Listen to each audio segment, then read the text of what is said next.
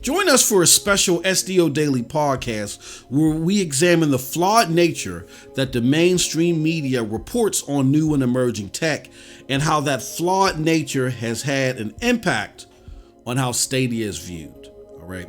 So with no further ado, let's get into it.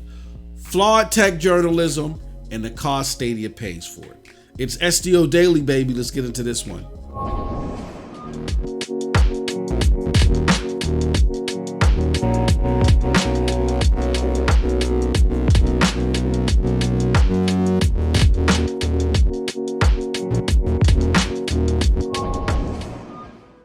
What's up, people? What's up, people? What's up, people? It is your boy MM2K of PNTS Network and the StadiaDosage platform here with, again, a special SDO Daily podcast.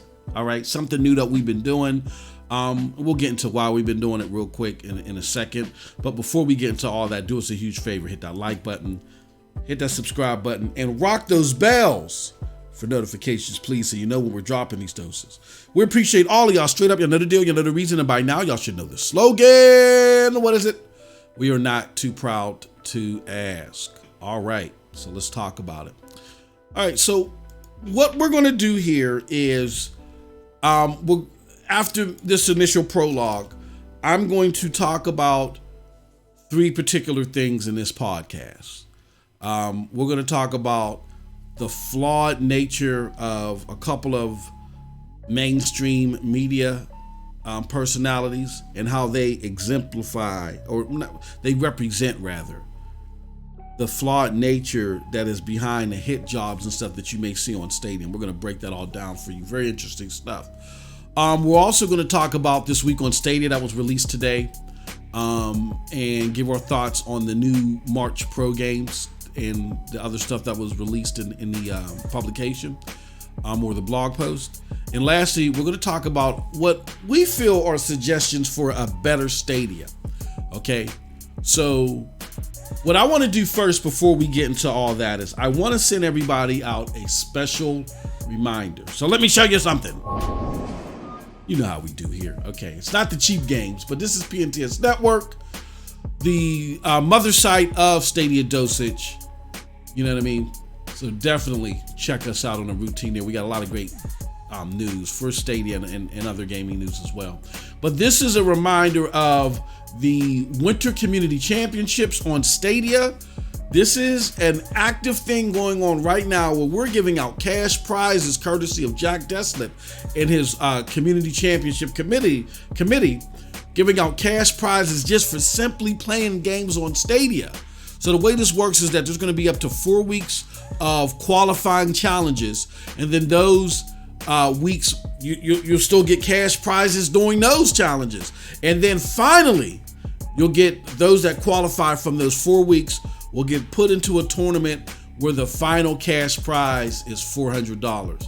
Again, you can't beat that with a stick.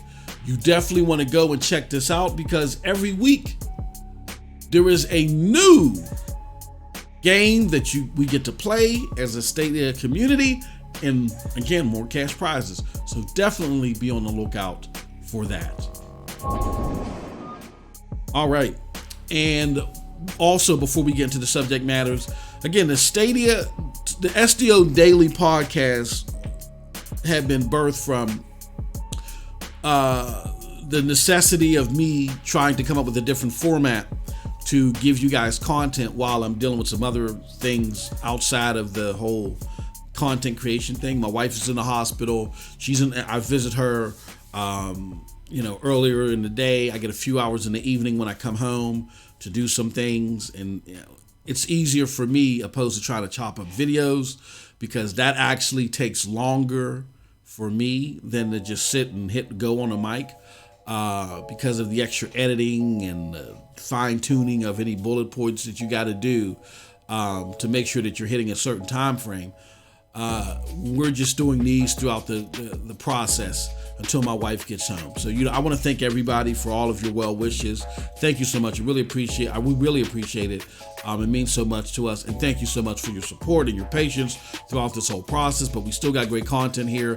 We, again, have the fantastic morning variety show with the homie Squid. Chill Times with Squid. Definitely check that out. It's blowing up.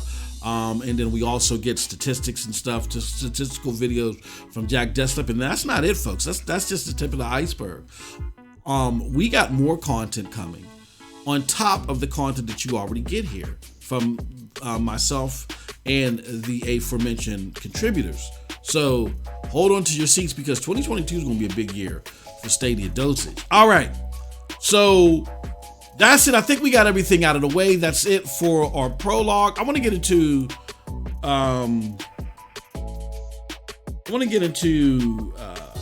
what we're going to be talking about again. As a reminder, again, we're going to be talking about the Flawed Hugh Ron mindset. I'll break that down and explain what that is. We're going to talk about this week on Stadia's thoughts on this week in Stadia. We're going to be talking about a suggestion for a better Stadia. All right.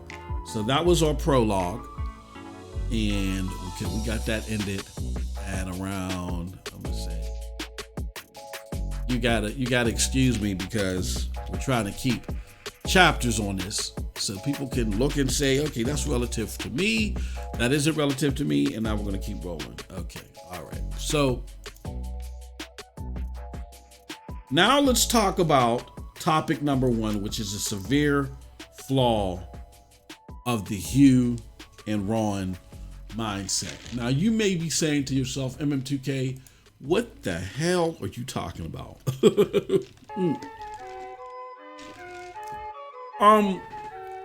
So I want to show you guys some things, okay? And there's 2 article writers for different publications. One is Business Insider, and this individual is responsible for the Business Insider article that claimed that Stadia was being deprioritized.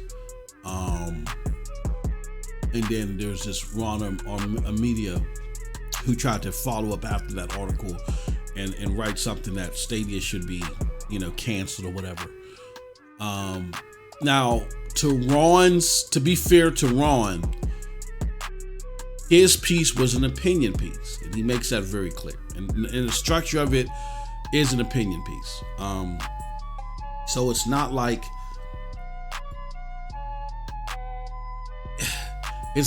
he's saying that it should be. I mean, it's not like that he's saying that it definitively is.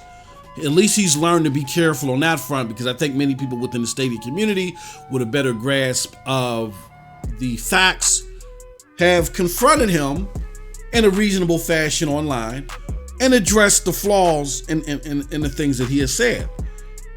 And he's tried to use these rubber stamped comments like, don't fall in line with a corporation. You must fight the bad guy. You must fight the man. And, Stadia, Google does this all the time, and I've been reporting them for a long time. So only my eyes and my experience and my follow-up with this company matters. You don't know anything. Like, I don't even know what your background is with following Google, but only my mindset matters. And he contradicts himself, because he really puts a black eye on all of his content, because when you deep dive into the things that he says about Stadia, there's so many holes in it factually that I don't think what Ron wants to do is he wants to associate his grasp of facts on Stadia and paint with a broad and equate that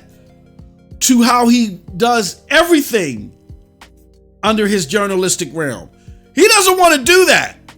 That's like Michael Jordan saying, hey, look, I've been on a baseball field before, and I've played baseball, and believe you me, if you want to take me as the greatest athlete in the world, watch me when I'm on the baseball field. Michael Jordan may be the greatest basketball player of all time, depending upon where you fall at on that side of the argument. But he ain't no Bo Jackson. You know what I'm saying? He ain't no Deion Sanders. He ain't a master of all sports. He's very competitive, but he wasn't killing it on the baseball field. You know what I'm saying? He had the determination, he had the drive, but his greatness was on the basketball court. So as Michael Jordan wouldn't sit there and point to his lack of depth in playing baseball, I think Ron has to learn how to be self-aware instead of trying to force drive these points, to which now that he's under the microscope of the Stadia community, he wants to be very, very careful. He doesn't want to land on the list of other journalists who, as things start to go the opposite direction of the rhetoric that they've been saying, he doesn't want to be on that wall of shame. You know what I'm saying?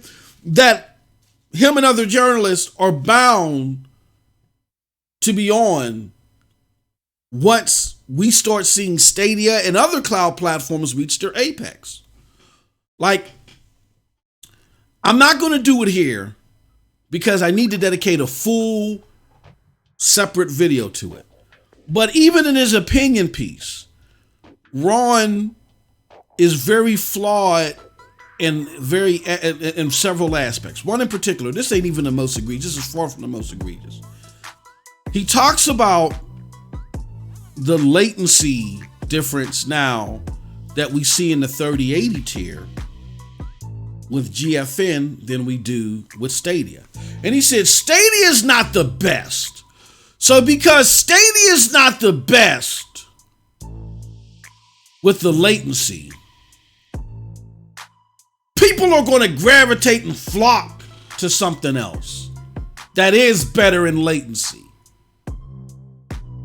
But what he fails to do is, if that's your argument that Stadia should shut down because they're not the best at latency, they're only second best, then I'm guessing Amazon needs to shut down its cloud aspects. Because before you go into but they got some hit games out there. None of those hit games are on Luna.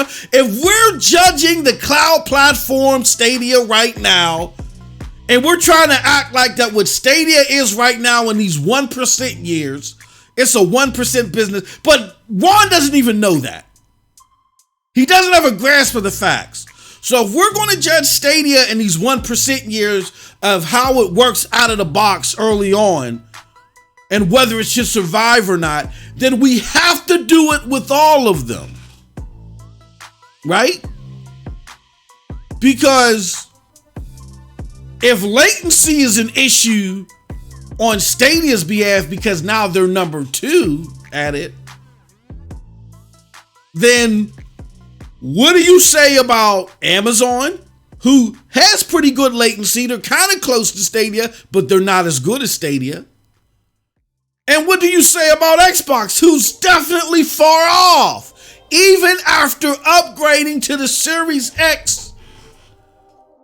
What's it called? So all the Series X server blades. So all the arguments that you make about it doesn't matter if this is going good for Stadia because it's not number 1 here and this and that, that really affects Xbox. So you're calling Xbox a failure. See, this is what happens when you deal with journalists who don't look at their arguments and don't rebut them and don't look at things from 5,000 feet.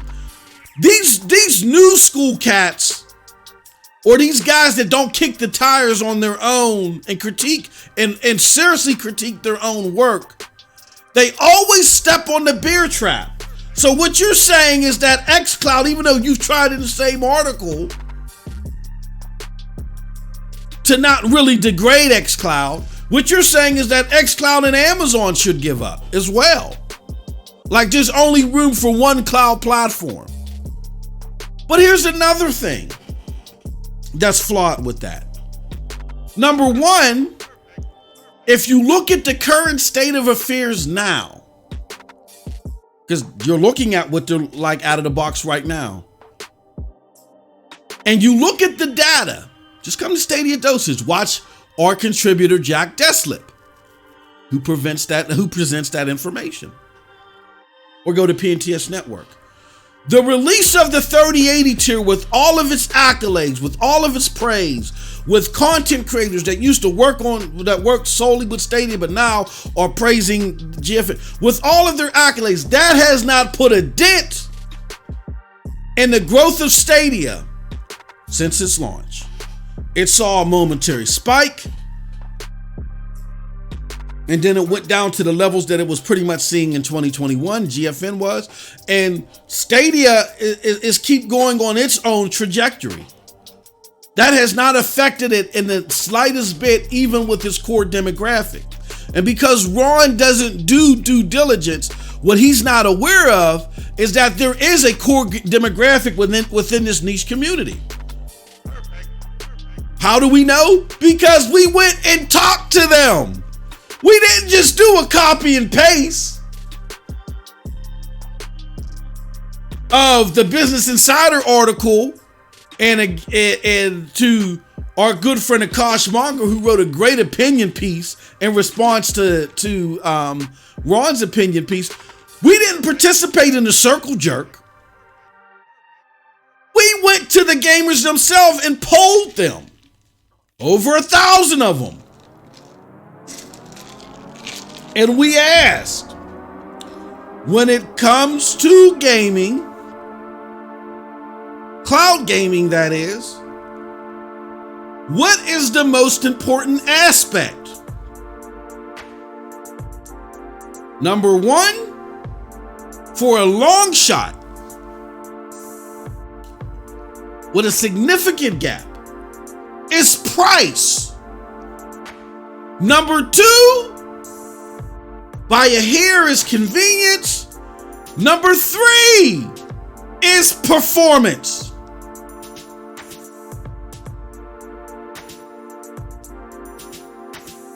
We went to all the cloud game. So right now, while cloud gaming is not designed for mainstream gaming, because even though tiers like the 3080 tier are impressive in a lot of ways, and on paper they shrunk the gap, a dedicated device gamer or a mainstream gamer, for the most part, isn't going to go with that because A, it's more expensive to maintain than regular gaming. You got to increase your internet. Your internet has to be on a par. Then you got to still buy a device, right? Or you got to, in order to take advantage of all the bells and whistles, you got to have a specific GPU, which the GPUs that qualify for the bells and whistles, if you're using it on your PC and using the PC app, only 41% of even Steam PCs have these GPUs. It might be even less for a 1% niche crowd who is mainly getting into this for cost efficiency purposes. They're less likely to have the expensive rigs, to have the expensive cards and stuff like that. The atypical cloud gamer doesn't resemble MM2K. MM2K has a powerful PC with a 3070 in it. I have an additional PC that I help use to render stuff with a 1070 in it. I got, top of the line CPUs and all this other stuff. I have a PlayStation 5, right? And I have all of the cloud platforms. Except for Xcloud. I still got it for another 10 days, but I canceled my Game Pass subscription. Because they ain't got nothing I'm interested in until the end of the year. And in Xcloud, that's all another video. But all that's going on my behalf, and I'm not the atypical cloud gamer. The atypical cloud gamer couldn't upgrade even to the 1650, right? You might have 1050s. They got older hardware. Some may have PlayStation 4s and Xbox Ones. Where Stadia, for the most part, is more versatile. They're hitting 60 frames per second on games where those systems can't do it. Then we're not even going to talk about, you know what I mean? So if you're talking about a step up for the majority of gamers that are cloud gamers, the hardware that they had before they got on Stadia is outdone by Stadia because they have older hardware. A lot of them are working on Chromebooks, stuff like that.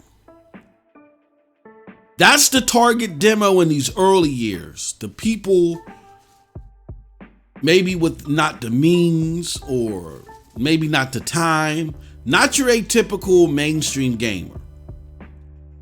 And the flawed logic that Ron is using is that he doesn't realize, because he hasn't done the research, that these cloud platforms are growing every day.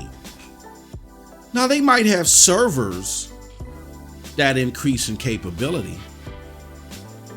but GFN was operating off the same capabilities for 4 years before they made a change, before they started making changes.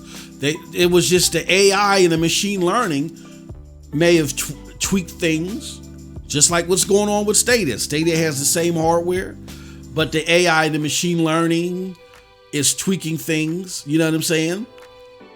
But that doesn't mean that Stadia doesn't have better hardware lined up. They just don't feel like that right now for their goals and how they're trying to traverse this space, that they need to put it out there right now. But it does exist. How do I know that it exists? I not only talked to the people when it came to understanding the core cloud gamer, but I've talked to the developers, something else that Ron didn't do. We had Mantis Games on here, a porting house of Stadia games. And Mantis Games told us, along with other publications, that we've seen the 4K 120. It's bananas. But it's up to Stadia to when they want to put it out. There's certain factors in it, and they broke that all down. It's a great podcast. Watch it. Or Ron, if you're watching it, you may want to watch it.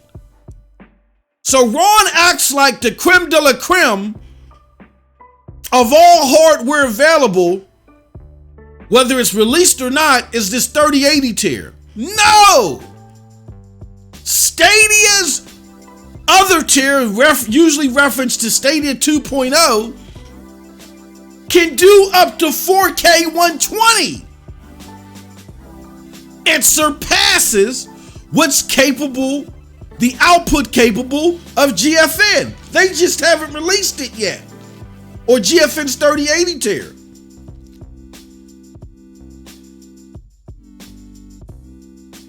And people have seen it in action. With that being said,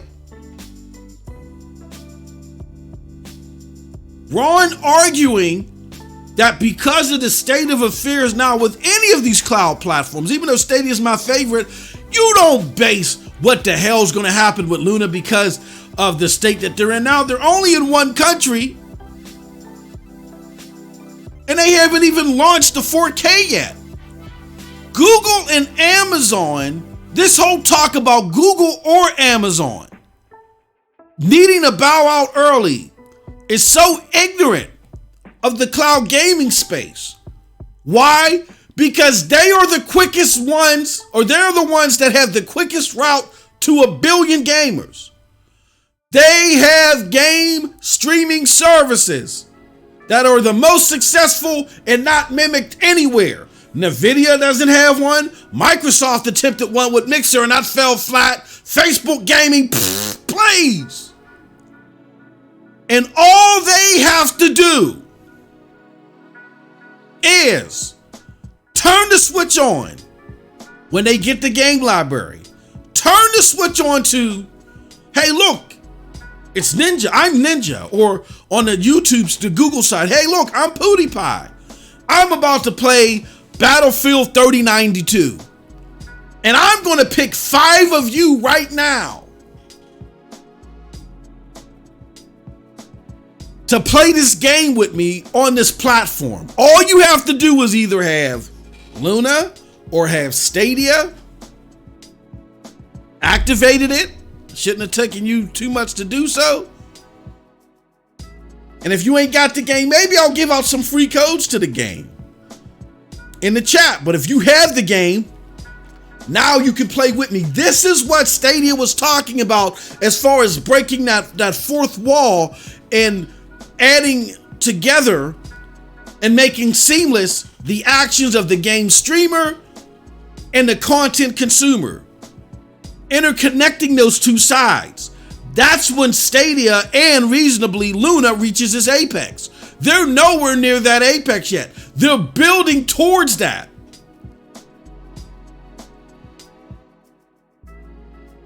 And with cloud gaming, you got to build your AI and machine learning.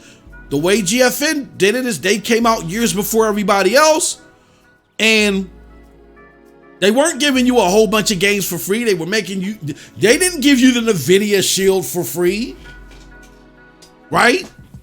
If you wanted to experience GFN that way, you had to pay for this stuff. It's just that Google took a different route. Google said that when we launch our products and services outside of Project Stream, we're just going to go straight retail, because the dongle and the controller, you know, it's going to cost some cheese, and we're not giving them out for free.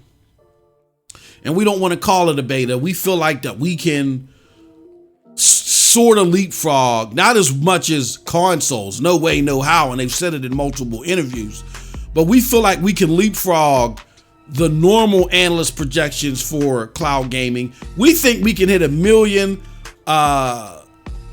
monthly active users by the end of 2020, and they didn't reach that mark.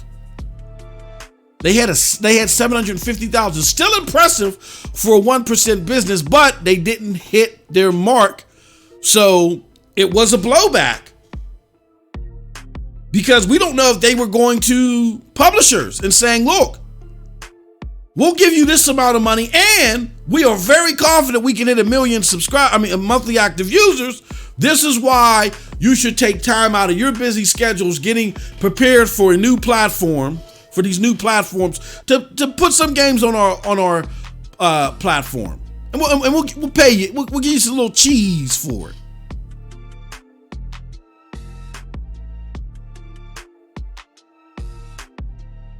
So, yes, did they hit stumbling blocks early on? Yes. Tell me which gaming company, the only gaming company that I can think of who didn't hit too many stumbling blocks coming out of the gate, it seemed to kind of like fly to success, was PlayStation. But that's out of a cajillion different one platform out of cajillion different platforms. Really didn't hit any stumbling blocks out of launch. Everybody else did. So the lack of understanding of this sector and how this is a marathon, not a sprint, and because GFN, has latency that's better than Stadia at the moment, and there's no denying that. The latency is fantastic. It's just it's juice behind that predictive controlling, I surmise. That's my guess.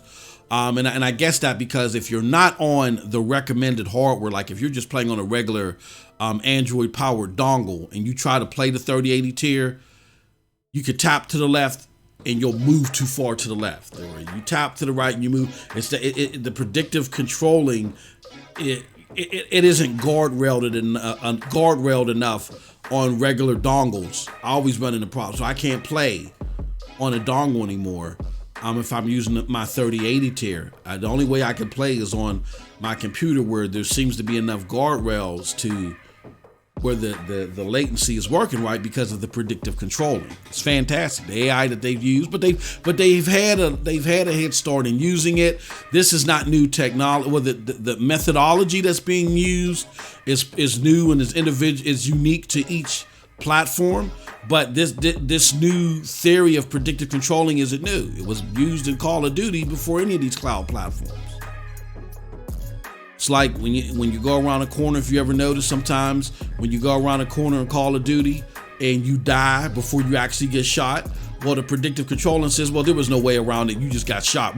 You were going to get shot and you were going to die. We just happened to show it, a little too fast. But oh well, just play the next game. You know what I mean? So this isn't a new concept. But Ron doesn't understand that because he's taking his knowledge of dedicated devices and how static they are and applying that to a non-static evolution of cloud gaming, which just by playing, it changes itself. Just by me playing Destiny could have been crappy at launch, but just by a bunch of us playing it, the pipeline caches and a lot of the automatic stuff fixes it to where it performs better. The AI and machine learning is very vital when it comes to cloud gaming, and you got to understand that. So what you see today is not necessarily what you're going to get tomorrow. And what you see from this 3080 tier, which is, I think, what GFN put out here, was a prototype that probably barely was ready for launch because they've had to piecemeal it out there. You have Stadia, on the other hand, who went from being able to only do 1080p 60, but then did Project Stream, got only 24,000 hours of data off of that, and was automatically able to go up to 4K 60, right? Off of that data. Now they have way more data than that, on top of the 4K 120 capabilities that they've talked about even before launch. And I would surmise that thing is tweaked to high heaven. Getting developers to utilize it right now is what you got to think about. You got to think about what was happening with the Xbox One X. Beast of a machine on paper. Really should have been slapping the PS4 Pro handily. But the PlayStation console was the moneymakers for developers. So they weren't developing to squeeze out that extra juice. And what a lot of people don't realize is that when it comes to developing games, just because the hardware that you're developing for is more powerful, it doesn't make everything easier. Sometimes it just makes it just increases your capabilities. But sometimes to draw those capabilities out, it requires more development. Yeah, you're capable to do more things, but it requires more development. So you got to get more people to program. And a lot of them said, you know what? Our money we're selling almost 2-to-1 on PlayStation platforms. I mean, it's great that this Xbox One X thing is out here, but we're making our money here. We're not tweaking this thing. And, you'll see marginal improvements. And you didn't see the box really shine until Red Dead Redemption 2 came out. Because Rockstar said, we're Rockstar and we don't play those games, and we're going to make money everywhere. And we're not beholden to PlayStation like the rest of y'all. The hell with them. We got a machine that's capable. Hey, why not? Let's flesh it out. The same would apply here. In this case, you got 4K 120 capabilities, but people still have to develop towards that and make those capabilities sing, as we say in these gaming streets. And if you're having a hard enough time getting developers to commit, like we saw in Ark, like we saw in Outriders, even though we know what the box is capable of, we've seen it with Division 2, we've seen it with Doom Eternal, we've seen it with Hitman, we've seen it with Resident Evil 8. We know what the box is capable of. It can omit some great looking stuff. But we were starting to see a climax of less effort.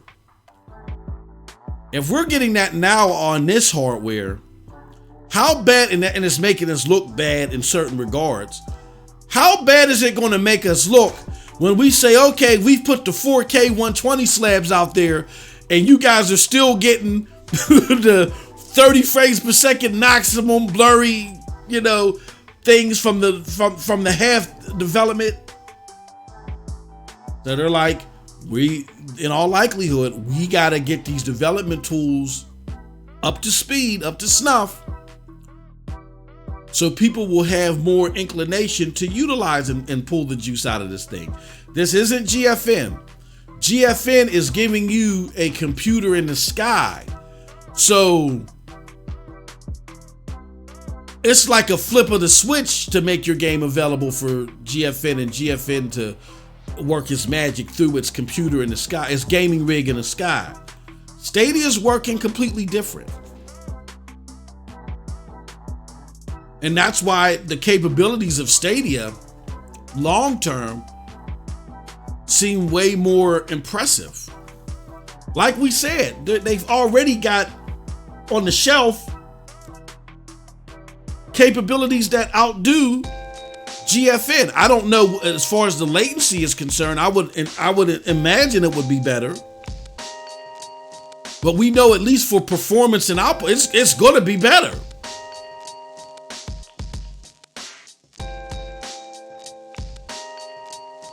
So again, that's the flaw of Ron and unwisely looking at what are you getting out of the box. The first 5 minutes to now, that's the flaw that we're dealing with people like Ron and Hugh. They only see the first 5 minutes to now and they don't look at precedent on why. It may be fair to say that, okay, Stadia is not hitting its marks early that it wanted to hit, and people are keeping a close eye on that. But you got to tell everything. And you got to know more than what you know. And judging these cloud platforms in these building years based off of these early developments or what makes or breaks dedicated static devices is severely flawed. And you have no business talking about this. And this is why we say the flawed tech journalism and the cost that Stadia is paying for it. I want to show you something. But here's Ron's, and he's from Ars Technica. Ron says, hey gamers, don't tie yourself worth to the success of billion-dollar companies' products. Companies don't care about you. You should defend and be nice to people, but never products and companies. They want your money. It's not about that, Ron, when it comes to the stuff that you're putting out there. We're not going to tie ourselves to a cause. You're tying yourself to a cause. We got to heavily scrutinize and demagogue anything that Google puts out. That's what, when you look at your collection of body of work when it comes to reporting on Stadia, and you've admitted it yourself. It's about heavily scrutinizing anything that Google is doing and always leaning towards the worst case scenario because of killed by Google. Really? Meanwhile, we're talking, Google could say this, that, and the other.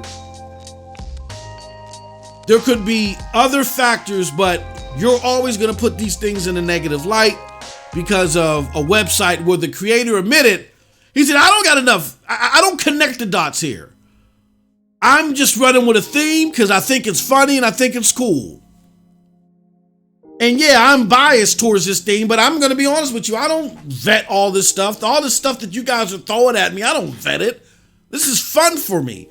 You are dying on the hill with your journalistic credibility on the line for a website and the theme of a website where the maker of it doesn't even take it seriously. I know because he told me this on Twitter. It's out there in public.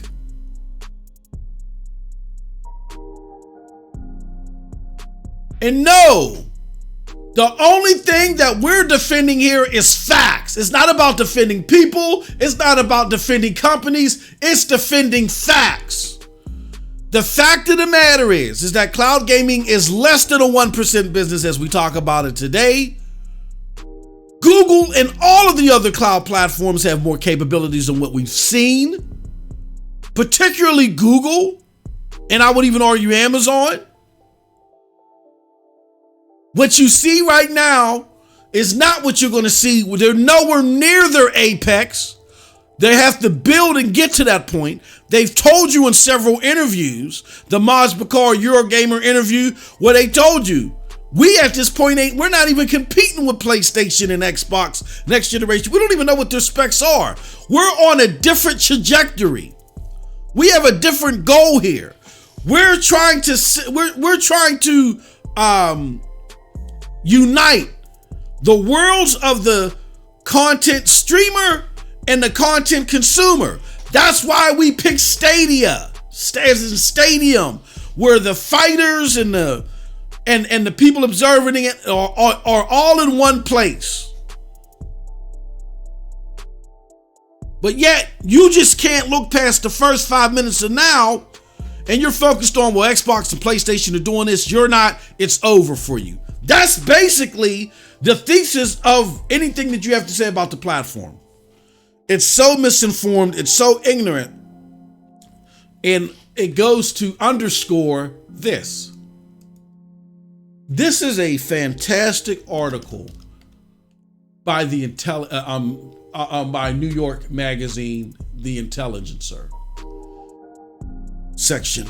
And it says, tech versus journalism inside the nasty battle between Silicon Valley and the reporters who write about it. I seriously urge you to read this article. Shout out to the aforementioned Akash Monger who brought this to my attention, to get a better understanding of this pessimistic mannerism that the average journalist takes when it comes to Facebook and Google. And I get it in certain realms, but everybody that works in Google is of the evil empire, or everybody that works at Facebook is of the evil empire. Every single project that's being worked on is of the evil empire, and it's up to uproot you or do this to you or to just play with your emotions. That's all they're trying to do. Any correlating facts that may prove otherwise, we don't care, because this is the scarlet letter that we're going to put on these companies because XYZ, and I want to be the purveyor of justice as a journalist. That's my shtick. And you got so many of them that are following this moniker, and it's led to this nasty battle. You just got to read the article. Fantastic article. The Intelligencer, New York Magazine. Shout out to Kosh Monger, who's really on top of his stuff. But on top of Ron and Mato's Google Should Kill Stadia article, you had Hugh Langley, the author of the Business Insider article, who says, good analysis from Ron here. Of course, he would say that. Yes, Sondar. Now, this is where it really helped me understand the gap in the mind state of these writers and these new school writers, and how they're so locked in the first 5 minutes of now that they don't do due diligence, they don't do any research, they don't do any fruitful vetting. Before their fingers hits the keyboard, they've already got a thesis in mind. They've already got a theme in mind, and they're only out to prove the theme that they've come up with without any facts, to look in the caveat information to create that theme. That's not what journalism should be about, but that's what predominates journalism in a lot of places, and tech journalists. When I said this last night, and I want people to understand this, that when you look at different think tanks that rank how well publications acclimate their articles to the facts, the average publication is known to only be factual 70% of the time. Now, before you say, but hold on, that's more than half. That means that 30% of the time, they are giving you misinformation. If you're vetting, I can't remember a specific time period. I can't even remember an article or a podcast where 30% of the things that I said was factually wrong. Maybe 15, maybe 10%, but 30%? This is common practice of these publications. On average, 30% of the stuff that they report to you is wrong.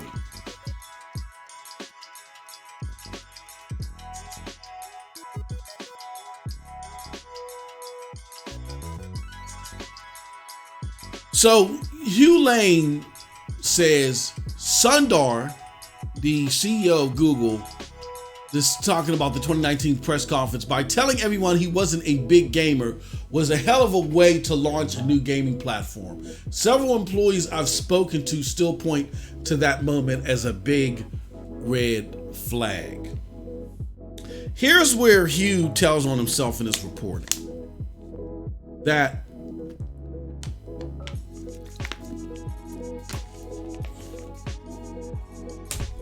the employees that he's talking to, as we've surmised, had to be low-level employees that really weren't connected to the major decisions, or they didn't have the capability of really giving you a forecast of the trajectory that Stadia was in internally. One of the things that I pulled out that many people wouldn't have pulled out from this, but I was able to pull out from my 25 years of experience in Fortune 500, being a VP within my department, managing managers, giving testimony on behalf of our company, doing depositions, working with our competitors for uniform commercial code, uniformity, and trying to change some of the regulations, stuff like that, on a plethora of things, doing SLAs, looking over certain contract agreements and stuff like that. At a Fortune 500 level, you could say that I was close to the decisions being made, talking to PR, talking to our legal department. These people that Hugh talked to, not so much, either at the time of this writing for Google, if ever. And that's important because even if they were that close at some point in time, things never stay stagnant. Things are revolving, especially when it comes to an emerging tech. So that's like me going to Jade Raymond or even Shannon Studstill, who's no longer there, and saying, okay, well, what's next for Google? They can tell you some of the thinking and the mind state at the time that they were there, but they left before the Stadia keynote and the extra investment into Stadia's retail development, none of which was mentioned in the Business Insider article, which is very peculiar.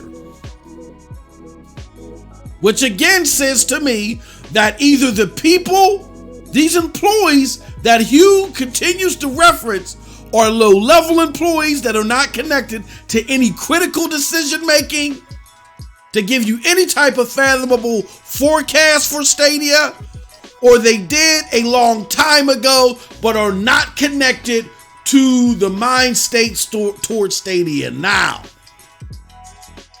Because a lot of this was old information, just repurposed under a different thesis, and it kind of gave us some critical information.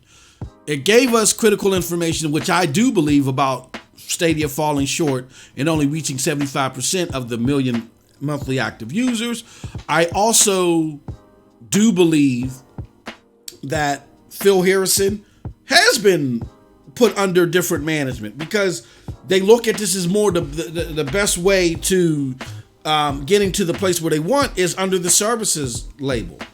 Okay, and But what I don't believe, because of how it was slyly written, and it was written in a way just to make you go, was the focus is 20%. I, as we all know, have had content on this platform where we've been told in advance facts that were later released by Google about its investment on retail. And you haven't just heard it from me. You've heard it from other entities that are way more acclimated than I am. But even I can tell you that 20% is laughable. And if you were trying to do a fair and balanced article, especially knowing that you're talking to a low level, you got that from a low level employee, because they're talking about their individual workload. If you're talking to a low level employee and you know what you're doing, you're vetting that before you put that in your article, unless you're just trying to create some sensationalism, to double down on the thesis that you've already wanted to go with and you were caveating your report to from the outset. Another warning flag was, in talking to the employees, they said after Google closed down SG&E, they had no appetite for any more internal development. Now, to the untrained mind, that would be like, oh my gosh, they'll never develop anything exclusive again.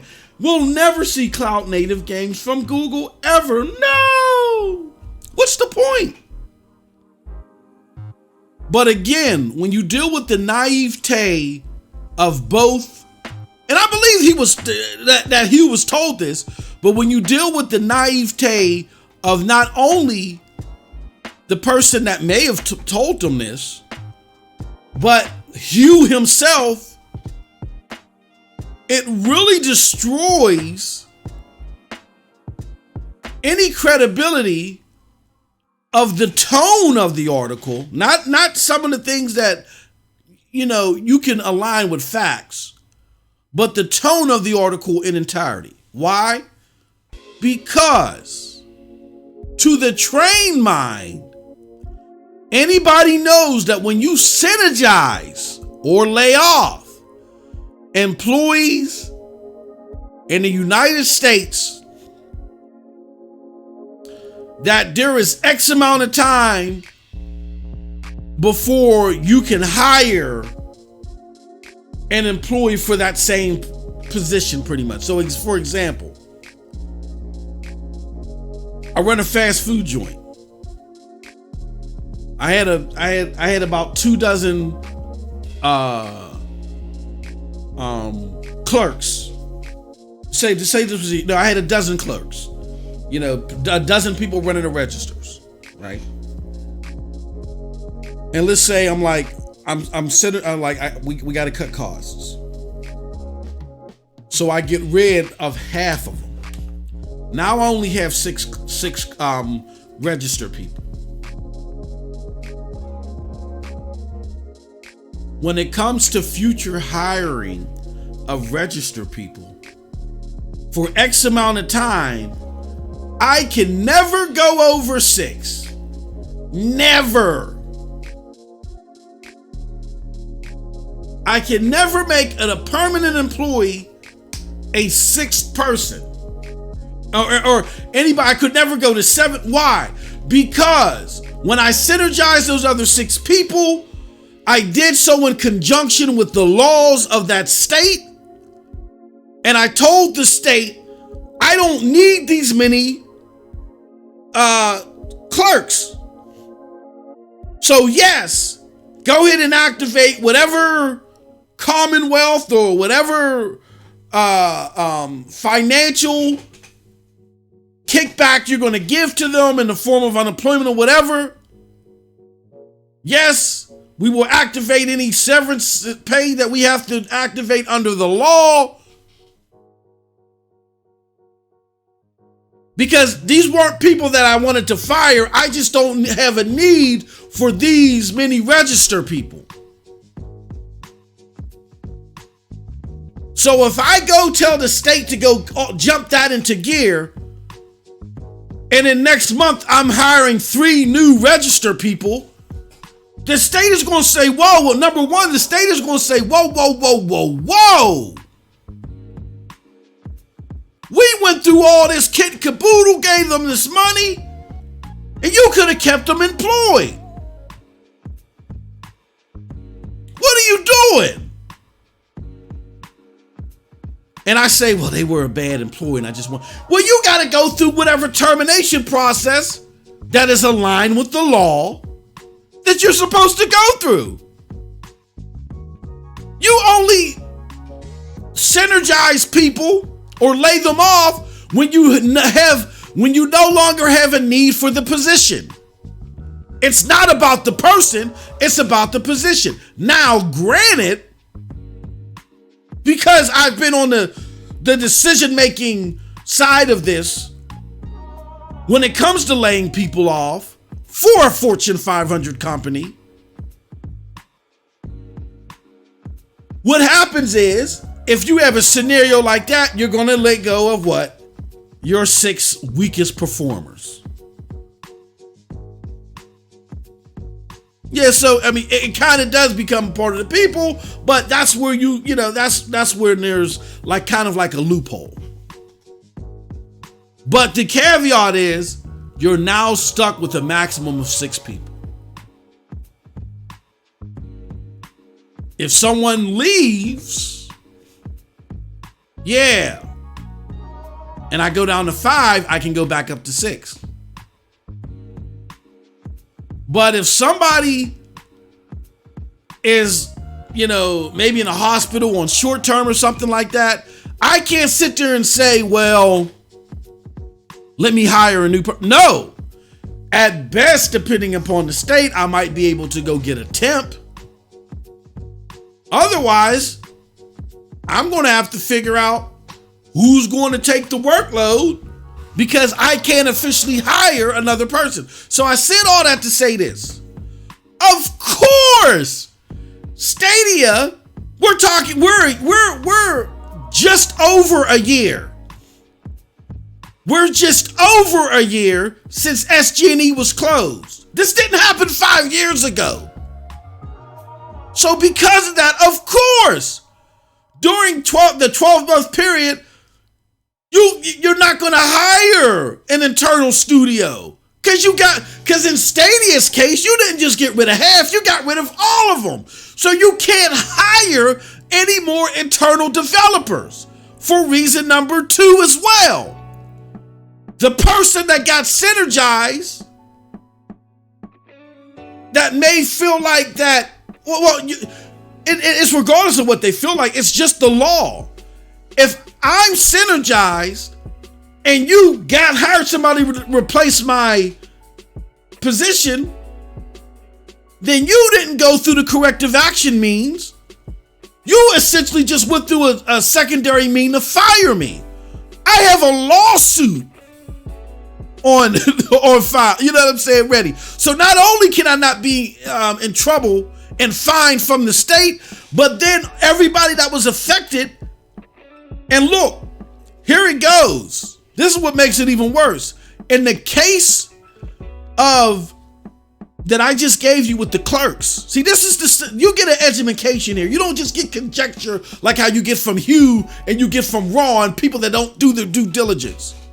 So just sit there, have your coffee, have your Danish, and get educated here. In the case of where I let go to 6 register people, if I go hire just 1 register person and I make it 7 again after I've laid off those 6, all 6 of those people get to sue me, even if I just hire 1, because they all get to argue it was likely my position that was replaced. You go 1 over. So let's just say if Stadia said, you know what? Damn. We within Stadia, we really need another studio, because it was claimed that Stadia was looking at making an acquisition too. And then they decided to let SG&E go. Maybe there was say if there was another studio the size of former Typhoon Studios that they still wanted to pick up after they let these people go. Or let's just say there was 3 developers. You know, we're gonna, and our goal, we've changed our mind. What we're going to do is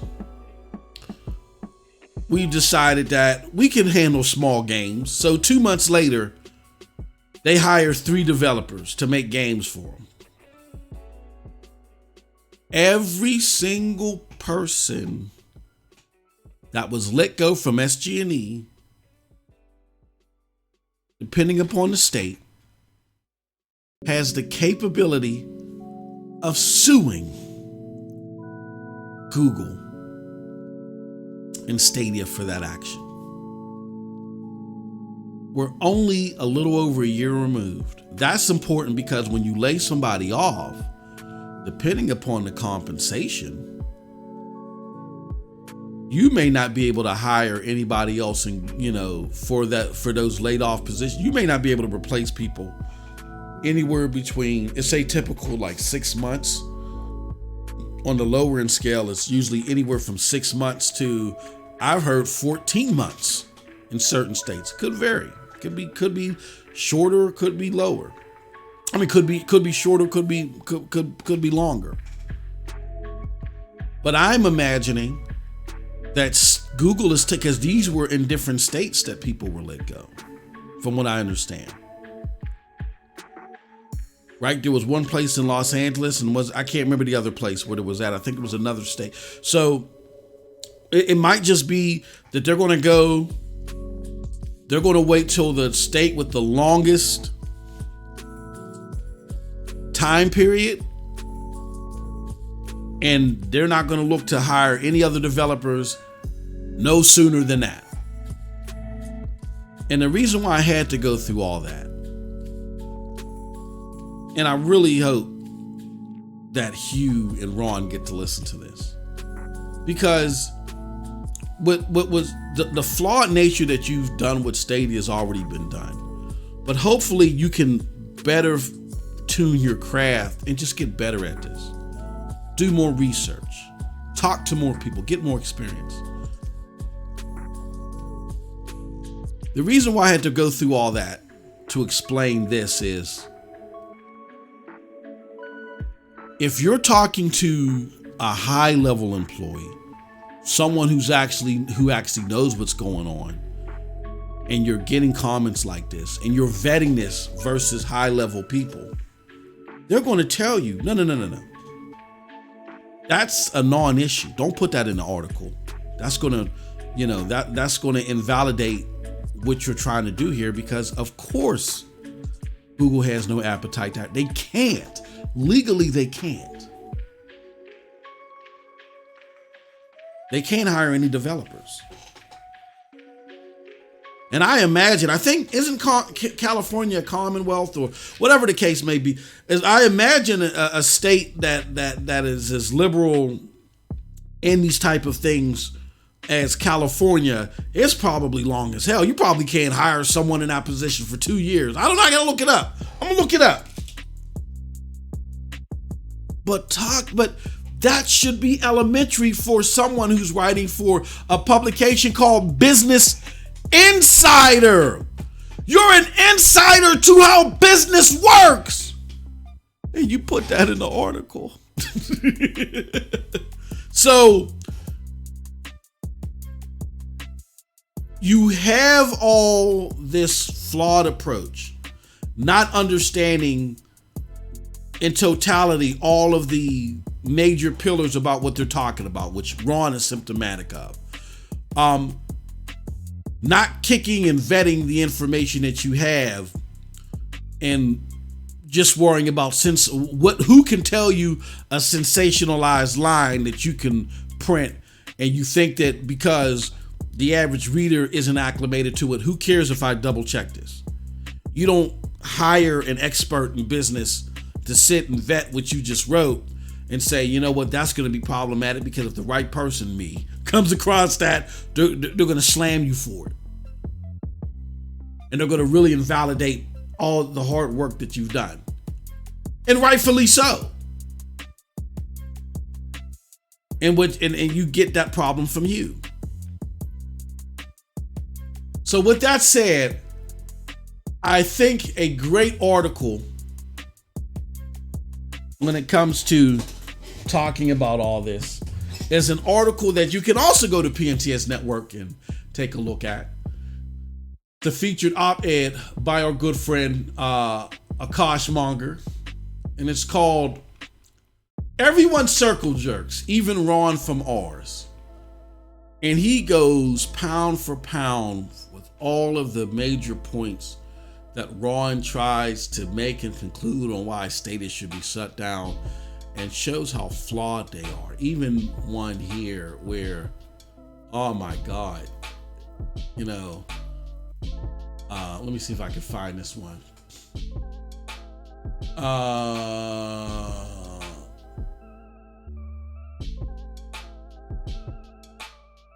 So Akash says here, let me show you something. Akash says here, and what's up with it? Well, you know what? I may have not shown you what Hugh Langley had put, but Hugh Langley is right here. This was the Hugh Langley tweet where he was trying to give a coup. And I think Hugh did that in response to trying to drum up some support, because he's seen his article getting slaughtered. And he see that the effect of it. He's seen that it's had a long-term systemic effect, but it's starting to pull back because Stadia's responded, supporters of the platform have responded, and his credibility is getting attacked. So of course he's going to cling on to anybody that is latching onto his flawed theory. So that was the tweet that I was showing, and I probably wasn't showing that on screen. But hold on one second. The phone's ringing. Just want to make sure it's not my wife.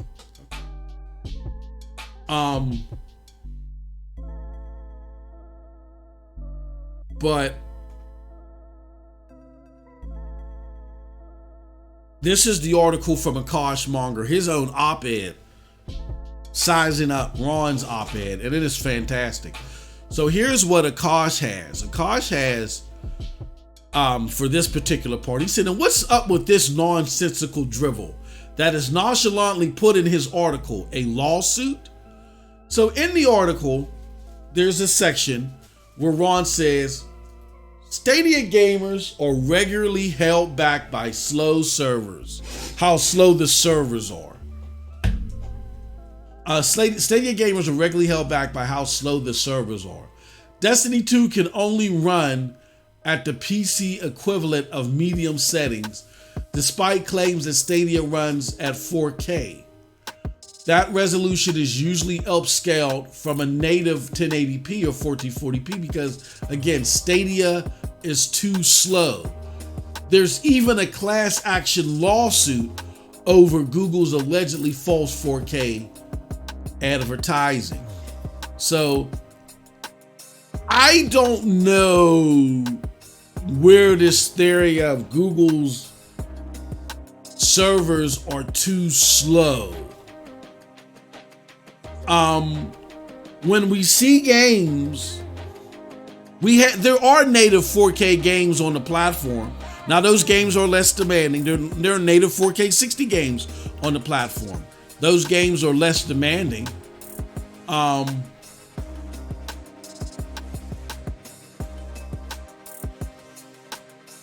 We see plenty of games that are upscaled from a dynamic 21 this and like you're looking at Division that runs at not a native 4K 60, but it runs very close to that in pixel count. And it does that because Stadia's thing early on was ensuring a smooth 60 frames per second experience. And even Digital Foundry, who they're flawed in their approach to cloud gaming, but they think their approach is way better than Ron's. Even they've said that we wish the consoles that were out at that time, we wish that they would have taken this approach.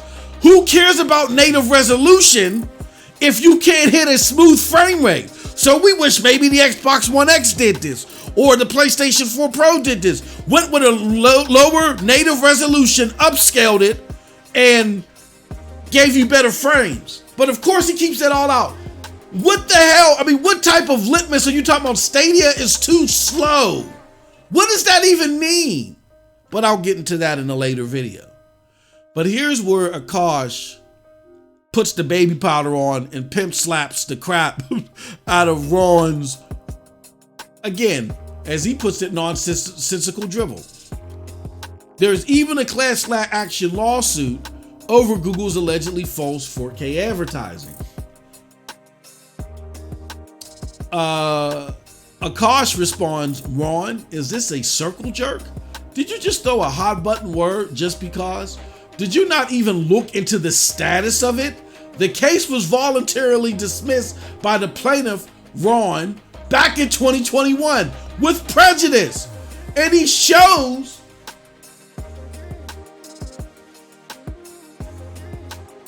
give me a second.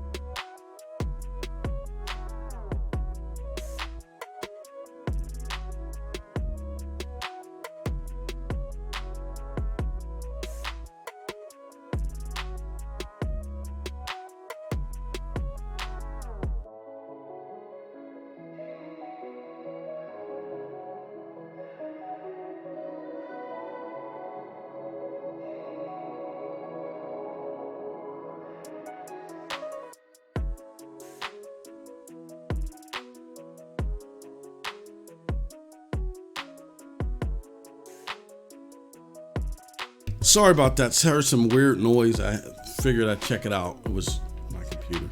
Anyway, so there was a court document that showed that this was passed. So this right here is at the center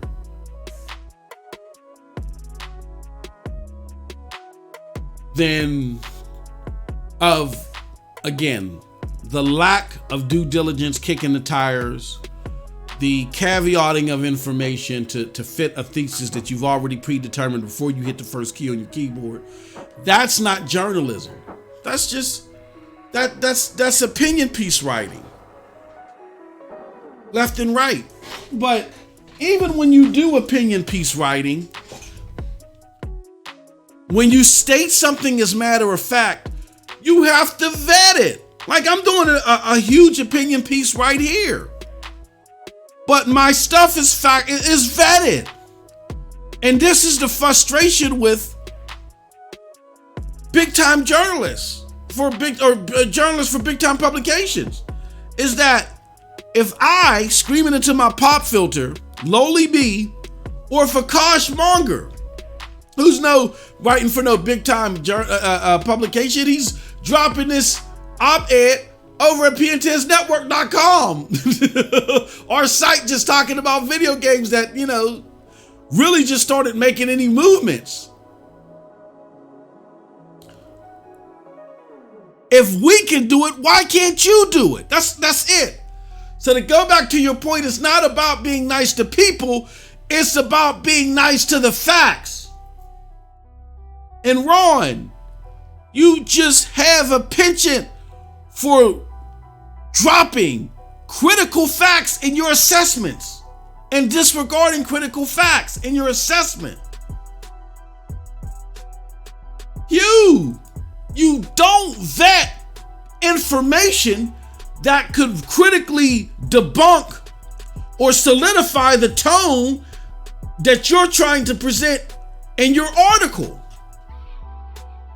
What both of you guys need to do is stop focusing on trying to project a tone and then looking for facts to caveat and to support that tone.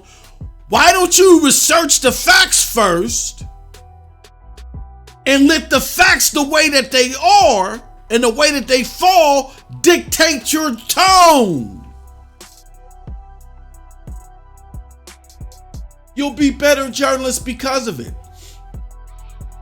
But I want to get back here to Hugh's point, where he says Sundar kicking off the 2019 press conference by telling everyone he wasn't a big gamer was a hell of a way to launch a new gaming platform. Several employees I've spoken to still point to that moment as a big red flag. So we've already pointed out to where the employees that he pointed to probably were low-level young employees. Like I remember some guy going on Twitter saying, I still don't understand why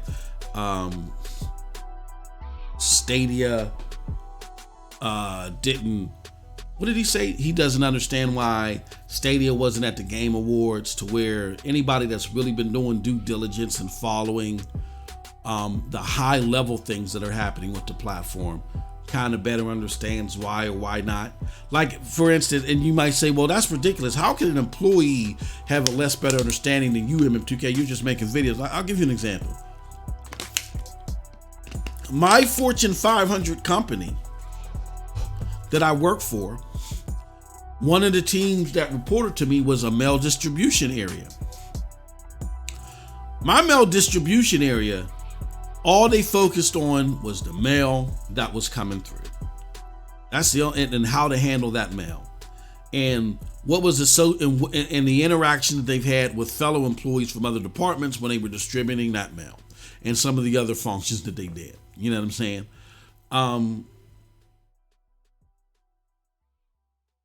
They may have gossiped and talked about other things or heard things from one employee or this employee, you know what I mean, that was like pretty much on the same level, that was just doing a different function about certain things. But they never had a full grasp of everything because they were too focused on getting their job done. They just heard things on the fly. Opposed to, let's just say, an article writer who was looking into our business thoroughly, whose job was to look at all aspects of our business, aspects that were way out of the scope of people within our mail distribution area. Under that situation, it's very plausible that a YouTuber who researched our company from top to bottom every day, as far as financials, activities, you know, staff reductions, increases, and stuff like that, had a better understanding of what was going on globally and what the trajectory was with the company than someone who spent the same amount of hours just focusing on their job. And likely when they went home, they didn't look into or research anything else because they've already had to deal with this for 8, 9, 10 hours and they were done with it. Right? So because of that, it's very likely that you did have some employees that were taken aback when Sundar said that. But here's why any high-level person or any analyst or any other person would have had the opposite reaction to that. And why even Hugh is showing his inexperience here and his non-ability to look past the first 5 minutes of now. I want to know what his background is because it seems to be very limited. Let me show you something.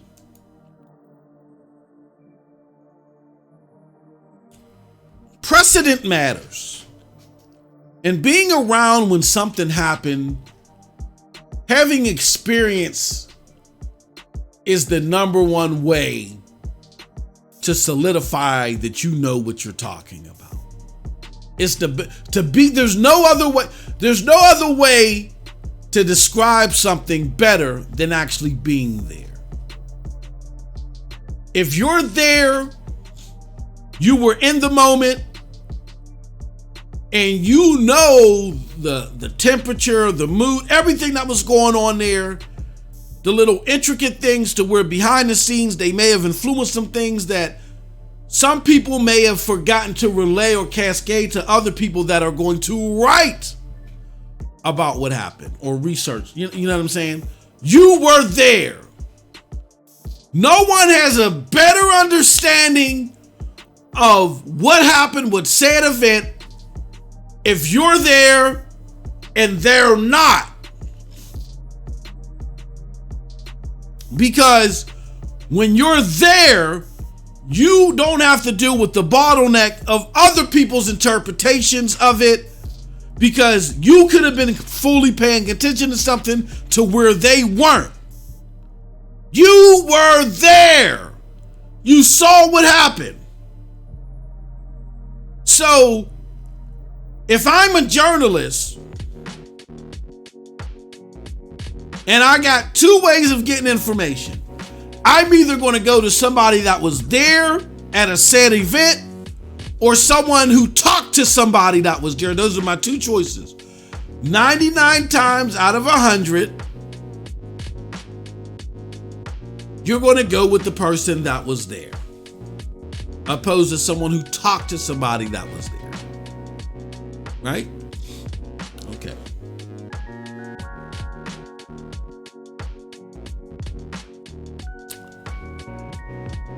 Some of you may be thinking, well, the employees were there. No, the employees weren't there that Hugh likely talked to, that were there at the decision-making process that leads to this tone and this theme that currently Stadia is being deprioritized. I've talked to people who were on the front lines there. I can't tell you where the there is, but they were on the front lines of this, and they're telling me the opposite. I'm going to take their words over who apparently are people that are no longer there, and don't take this from me because this is the way he worded it in the article he did, that are no longer there or were not connected to what was happened. They were in the vicinity, but they weren't there. I'm talking to the people that were there. So that's number one. Being there is better than being someone who's getting an account of what happened. But the second best way is, if you're not there, then you gotta rely on an account to get the best information possible. You just do more vetting to kick the tires because you're getting an account of something that's being told to you secondhand. Well, I know somebody close who was there, and what they've told me is and things get lost in translation. So hopefully you say, okay, well, can I talk to that person as well? Or, you ask a bunch of questions to try to iron out any contradictions and get the most critically accurate information that you can. So again, it's either being there, which is the ideal way, or checking on accounts to those. I got secondhand accounts from those being there.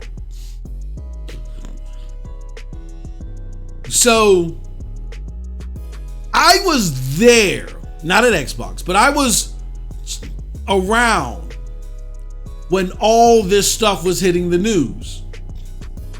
Someone didn't have to tell me secondhand, hey, I heard that Microsoft, Satya Nadella, said Xbox isn't going anywhere at the moment. And I'm like, oh, he said not at the moment. Maybe it's going somewhere in the future. No, because I was there, I know what Satya said at the time, which was Microsoft's Nadella said that Xbox isn't going anywhere, meaning period. That's what he communicated. Sound familiar? Now, what prompted him to say this? He said there's no plans to sell the company's Xbox business. Now, this is May 27th, 2014. What prompted him to say this was Steve Ballmer, the former CEO,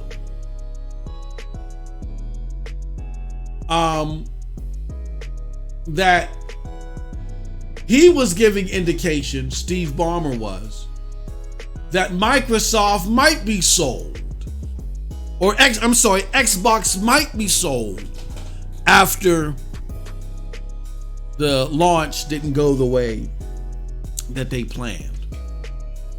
And then immediately thereafter came in Satya Nadella, who says, no, they're not going anywhere.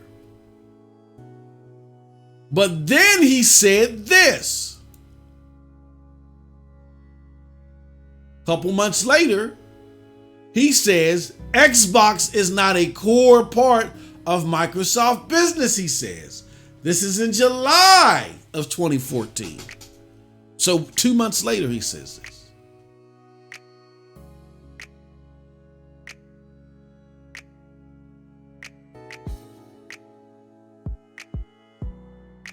Now, they talk about cutting jobs. It says, according to a Bloomberg report, the tech giant was attempting at the time to reduce redundancies from the $7 billion acquisition of Nokia, which added 30,000 jobs to the company, but other departments may be affected as well. Specifically, the report mentions the marketing team for the global Xbox division. Cutting jobs doesn't mean Microsoft is walking back in support for Xbox, but it does underscore the company's new direction under Satya Nadella, under CEO Satya Nadella. So they decide to make some cutbacks to Xbox's advertising wing, right? Because they had these redundancies with these added 30,000 jobs after they picked up Nokia. They hit Xbox's global marketing division because of that, okay? And this had people in an uproar. Hold on. They're not part of your core business and now you're scaling them back because you picked up a phone company? That doesn't make any sense. The audio don't match the visuals.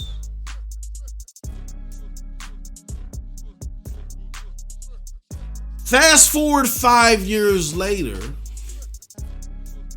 again, you've had a lot of turmoil for Xbox as far as critically acclaimed titles. You had situations where Xbox was severely underperforming PlayStation in critical areas. Less games sold, being outsold 2-1 in consoles and software. And what reporters were telling you, I'm not saying that Ron and Hugh were saying this. I don't even know if Ron and Hugh were around this time. They probably weren't. Particularly Hugh. Maybe Ron was. But what Ron and Hugh mind state type of reporters were telling you, again, those that don't kick the tires and don't look beyond just the surface of other headlines that they copy and paste. What they were telling you was they said, look, traditionally, if you're selling more consoles and more software, you're doing better than the competition in a significant fashion. Like if you're outselling them 2-1, then your revenue is going to be 2-1. Nobody paid attention to Microsoft financials. Nobody was kicking the tires on that, trying to talk to execs and all that other stuff. Nobody did that. Then came the 2018 the 2019 is different when you're dealing with calendar years and fiscal years. Fiscal reporting that showed the activity in 2018.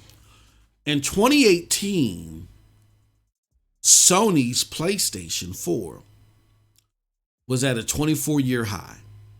24 years in the business, the PlayStation never did better financially, sales, whatever, than it did in 2018. That was thanks to God of War, and that was thanks to Spider-Man. They killed it. They destroyed the game. 2018. Decimated Xbox in game sales and console sales. I think the Xbox One X, let me look it up.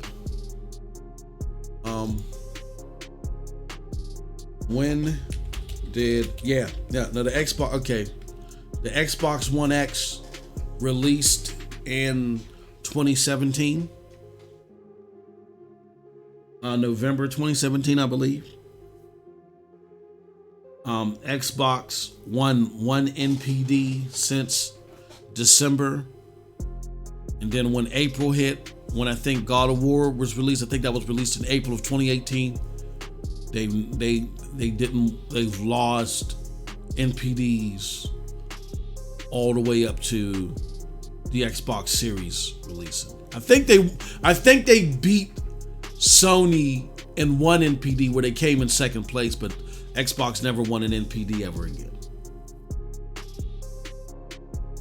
And that is the National Purchase Diary that surveys all the retail activity when it comes to video games in North America. That's important because North America not only is the biggest revenue for console retail sales, but it's Microsoft's biggest. It's Microsoft's biggest region. Like if Microsoft is going to do well against Sony, they have to have a significant lead in the States or in North America. They're not beating Sony in like 300,000-400,000 a week or whatever, or at least a couple of 100,000 a week. Excuse me. They don't have a chance of ever beating Sony when it comes to global figures, okay? So you had all this happening. All this looked in favor of Sony. Everything looked detrimental for Xbox. When Xbox dropped its fiscal numbers, it was slightly better than Nintendo's. People were shocked. Oh, what? Well, Switch is doing some impressive stuff. They're showing up on NPD, but, all right, it's Nintendo. They're not really competing. But if Microsoft got 10 billion, again, Sony's doing 2-1. Sony's got at least 20 billion. Sometimes 3-1. And when it came to game software sales. So Sony's at least got 20 billion, maybe 25 billion. That's what everybody was saying. Sony had 16 billion. When that dropped, that changed everything. That changed the landscape of gaming. Because even though Microsoft hadn't shown anything critically acclaimed in years, they appeared to not be making any significant investments in their IP at the time. And all they were doing was making, selling knickknacks and things of that nature, and doing, social media events and trying to pump people up. They still made 10 billion in a year where their output was poor in comparison to their competitor. Imagine when they get it together. That changed the whole landscape. So, we're now in 2019, and now people are looking at Satya and Phil like they're many geniuses. And Now they want to talk to Satya and Phil because they're like, how did you do this? And they're like, Microsoft CEO Satya Nadella reveals his favorite games, talks changing his mind on Xbox. Because now they're looking at Xbox as a success because they're like, it can only go up from here for Xbox because wow, this is amazing. They can only go up from here. So it says in an interview with Fortune, Microsoft CEO Satya Nadella has discussed his favorite video games and changing his mind on the importance of gaming for the company. They're referencing from here when Satya said, when he said this, Xbox is not a core part of Microsoft's business. It says, we're changing his mind on the importance of gaming for the company, as he wasn't very convinced about that when he was appointed. So at the onset of him doing his thing as CEO, he wasn't confident in Xbox. But what Xbox did is, even though they didn't come out with anything critically acclaimed, they doubled down on their white labeling efforts. And they made it successful. And Microsoft made $10 billion. That's the same amount of money that they lost in 2 generations. They made it all back in 2018. Insanity. Now people were finally talking about Paul Thurrott and think tanks for Microsoft. We're finally talking about Xbox now being out of the red. Finally, they were never out of the red until now, 2018. He wasn't convinced about it when he was appointed.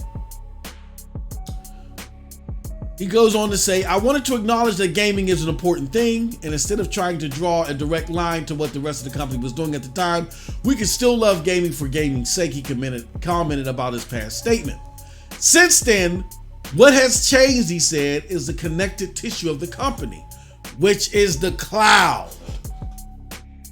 So now you have a situation where cloud technology, which is Satya's whoop-to-do, is now starting to get a stranglehold of the market.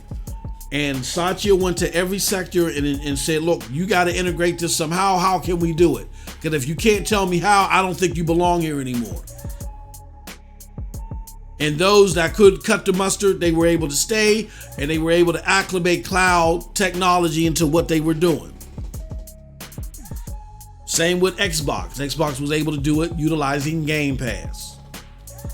And since they were, what it looks like, they were successfully seeing systemic growth in their Game Pass efforts, and they integrated it, and it was getting acclaim now. People were finally saying, well, you know what? We like what this is trying to do, and if it continues to grow and get better titles in it, particularly if the Xbox games get better, this will be a great value, and this could change the game. Fast forward to even now where we're looking at, and that's what people are saying. Game Pass is changing the game. People don't even want to buy games anymore. They want to wait for it to come to Game Pass. Now, you can argue if that's good or bad, but what you can't argue is that has changed the game. That has changed the market. Further on, he says, I'm not a big gamer. I will say that, he admitted. I'm not a big gamer.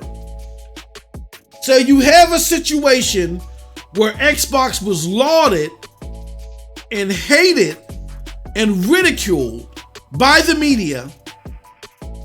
And now because they made great business deals, they showed the media that they can survive, and media, you need to change your tone a little bit.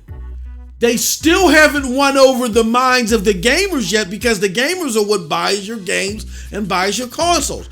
They have to start winning them over, because a lot of the gamers had lost faith in the product still because it wasn't producing the stuff that they had. Yeah, it was fine that Xbox had created these great white labeling efforts, but if those white labeling efforts were meant to create more games and more people had to feel comfortable with the output that Microsoft was putting. So even during that effort, which is critical to Microsoft's survival, when people lost all hope for the product, Satya said, he admitted it was transparent. I'm not a big gamer, I will say that.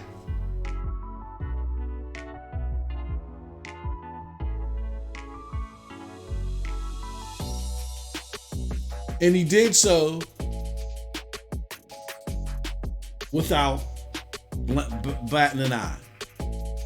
But if you listen to Hugh, that's a big red flag. He's unacclimated to precedent and what works. Just like when Sundar and Google had to win the minds of gamers, and at least gamers within their market, which I think they're doing a good job of doing that as far as slowly winning over the minds of the mainstream gaming community. That's a tougher hill to climb. But at least the community that they need to jump from, those that classify as the core demographic of the cloud gamer, they're doing a good job. And they're of the top platforms with GFN in doing so. That's what makes Ron's assessment even more ridiculous. They're a niche product within a niche market, and they're at the top with one other company, and they should shut down. That's absurd. That's like telling Coca, even if I don't know how to assess who's number one or who's number two. I believe that GFN has had more people utilize the platform because a lot of people use GFN, a lot of mainstream gamers use GFN's free tier when they're away from home. They ain't got to invest nothing into it. They just go to the website, use it for an hour, and go about their business. But they don't make it an investment. So yeah, you get a lot more people that interact with GFN, and then they get to utilize their same library that they already have. So there's no investment that they have to make at all. So that makes it easier for them to become an attached user of the platform. However, Stadia, which requires, some type of commitment, either as in Stadia Pro, I don't want to say it influences some type of commitment more, as in Stadia Pro, as in buying a game, you know what I'm saying? Even if there's a free-to-play game, if you want to buy DLC for that free-to-play game, there's some type of monetary opening in all aspects of Stadia, where Stadia has a more lucrative business model that could generate more revenue for them. Ampere, you don't want to take this from me, take it from Ampere Group. Ampere told you that GFN's model was problematic because it's not generating enough revenue because most of the usage is coming from the free tier. So what GFN is going to have to do is, GFN is going to have to come with more business models, maybe bundle games. And guess what GFN did? They started doing exactly that. And now they've come out with this 3080 tier, which is a little bit more expensive, but I don't know if you want to call it a prototype, barely ready for retail or whatever, but it's impressive in many ways. They came up with this 3080 tier, then they're piecemealing parts to it month after every other month or whatever, and helps to generate some more revenue, because that's what the analyst said that they need to do, right? So I don't know who's at the top, but let's just assume that GFN is making more money. Let's just play devil's advocate. GFN's making more money, and they have more activity from users. Ron's assessment is like telling Pepsi, well, they're not number one globally, so you need to shut down shop. They're a leader in the market that they're in now. This is not the final version of Stadia. Developers who've seen the upgraded version of Stadia have attested to it.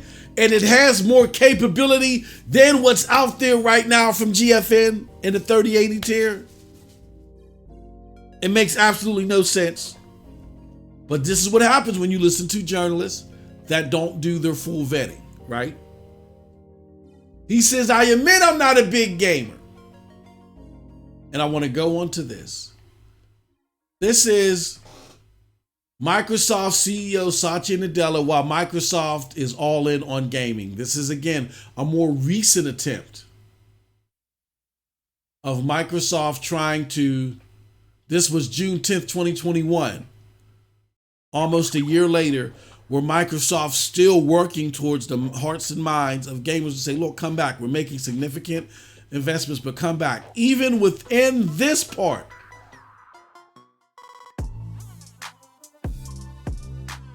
Satya, they reflect on Satya's conversation with Phil on why he talks about going all in on gaming. And here's the assessment from someone a journalist that knows what the hell they're talking about. They said that was good reinforcement of the CEO's confidence in games, which is a healthy business, but a very small part of Microsoft's overall business and value as a company. It reminded me of Sundar Pichai showing up at the Game Developers Conference in March 2019 when Google entered the gaming business by unveiling Stadia and its cloud gaming service. Of course, that venture hasn't turned out as well as Google had hoped. I think that's a fair assessment because if they were looking to make 1 million subscribers by the end of 2020, they can get there. And I would say they did not want this media barrage of hate. So I think that's a fair assessment. Doesn't speak to the capabilities, but I think it's a fair assessment. But CEOs, listen to this. But CEOs coming out on stage to talk about games is a strong endorsement of the opportunity at hand. So even though Satya Nadella, and this isn't the first time that he's done this, I'm not a big gamer. Even though he's come out and said that, and he's made people aware of that this wasn't his level of expertise. I've seen the potential growth in this field. I've seen how new innovations to it is changing the market, and we're not going anywhere here. What happens if Stadia closes down? Stadia is not going anywhere. Does it sound familiar? In the early years, Satya Nadella said Xbox isn't going anywhere. In the early years when there's doubt about Stadia, Stadia has said Stadia is not going anywhere.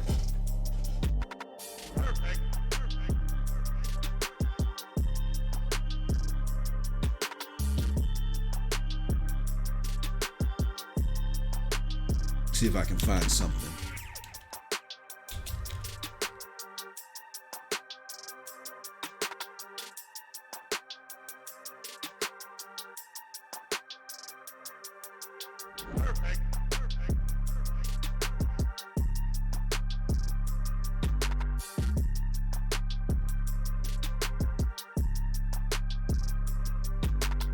Hold on 1 second. Give me 1 second, y'all.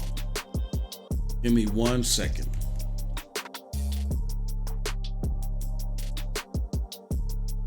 Hold on 1 second.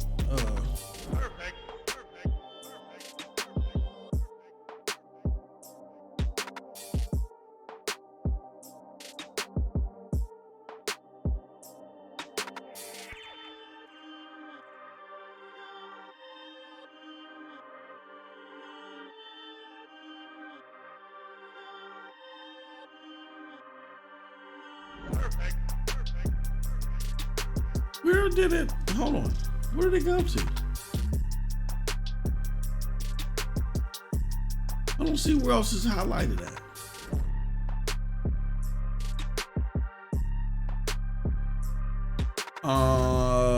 Okay, I can't find. Hold on. Give me one more. Perfect.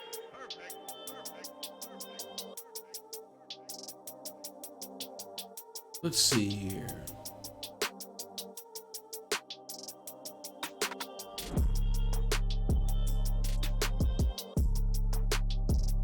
Okay, well, that's not.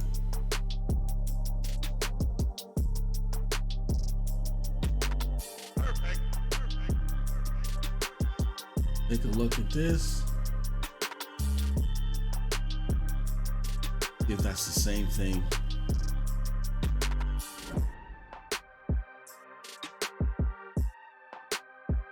Oh, if I can find it.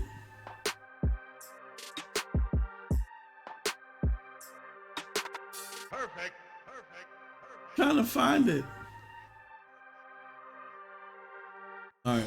So you've seen responses from the Stadia team where they've echoed. I was trying to find the direct quotes, but I can't find them right now. But you've seen them in all likelihood, where the Stadia team took a page out of Satya Nadella's book. Xbox isn't going anywhere. You've also seen a response, Stadia is not going anywhere. Let me see, let me.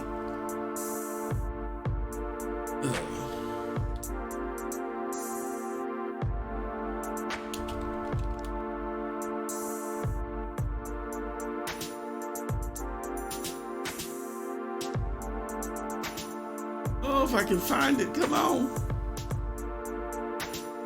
Oh, man.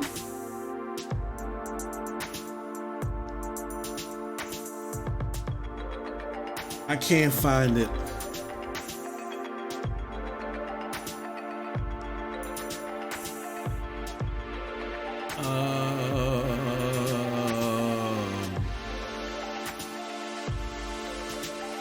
Let me see if this is it. Is that it?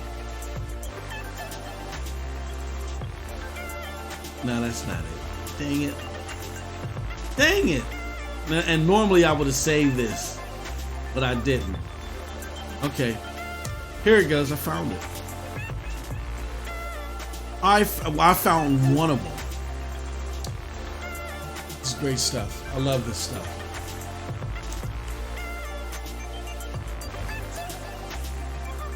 So this Matt Ramey guy, after the closure of SG&E, mind you, again, same scenario.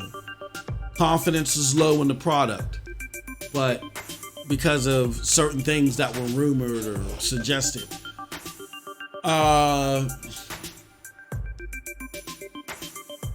This Matt Ramey guy says, still waiting on a reply. If Stadia shuts down, which I hope doesn't happen, and don't believe it will, what's the policy on members purchase games? Some peace of mind would be nice. I guess I'll keep waiting. And here's Stadia's response. We know how you feel, Matt. We're not going anywhere. Stadia is not shutting down. In fact, we'll keep bringing more great games to the platform in Stadia Pro. Also, you'll still have access to all your games. Check this out. We're not going anywhere.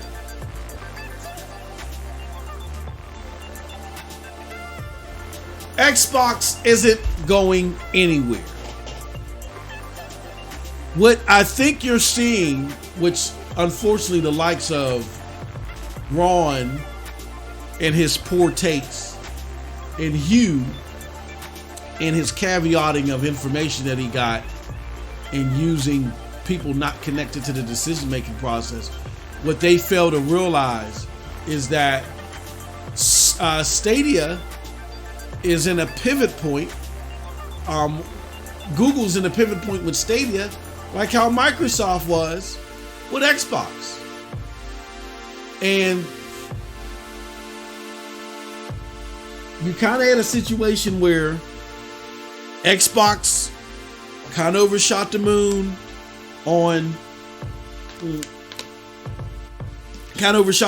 with the TV, and how they projected that. Many people argue that Stadia overshot the moon, and what they feel is this presentation of the platform. I think a lot of it, though, on Stadia, to be fair to Stadia, was just misinformation from the media, but Stadia not jumping ahead of that misinformation and stopping it. And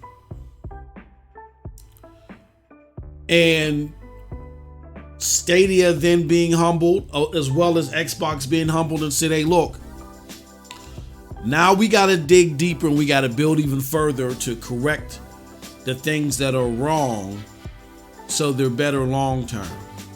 It's not bite off more than we can chew right now.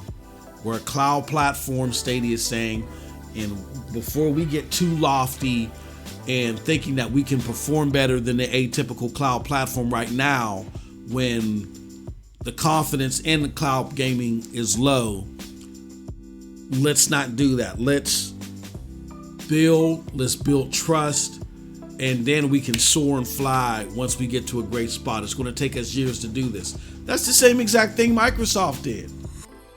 And how did they do that? They first doubled down on the white labeling efforts that helped them propel them to the 10 billion when Sony made the 16 billion. And what they also did is, what helped solidify that, is they made sure that they had the multi-plat games that people wanted to play. They got the Fortnites, they had the Call of Duties and stuff. They had all that stuff. And it played well on the platform, even though people were talking about the PS4 does this better and does that better. It played well enough on the Xbox platform to where before the X came out, which was not going to be for everybody, it was a $500 console, but it was a $500 mid-launch console, or mid-generation console. They said, you know what? It still plays well here. We're going to pick it up here. That's what Stadia is doing. They're doubling down on their white labeling efforts. They're assuring people we're not going anywhere. We can't talk big, bold, and braggadocious because we're building to that point. But you're still getting games. You're still getting 100 plus games every year. You know what I mean? And at the core, hopefully, we're still going to get those 5 AAAs that are not Ubisoft AAAs on top of the Ubisoft AAAs. So it depends. So we're talking about anywhere between 5, 6, 7, 8, 9, depending upon how many Ubisoft games are released that year, AAA games. And as we get closer to the point to where we can do bigger and better, you're going to see bigger and better, just like how you did with Xbox. Xbox had to build the revenue from the ground up first, then they had to build towards the confidence by making the big announcements, the acquisitions and the things like that, and then doubling down on Game Pass. Google's Game Pass version of Game Pass is, of their way of reaching 1 billion gamers, is connecting the stream portion of the content creators to the game, to the cloud portion, to the gaming portion. Once they connect that, then you'll see the revolution of the sea change of public sentiment for Stadia, like how you did with Xbox. But that's going to take time. Time that they have, but time like people like you and Ron, who I got to go research and look, who probably were also writing to Xbox's demise back, if they were around back then. Maybe they weren't, and that's the problem. They weren't around and they didn't do the research.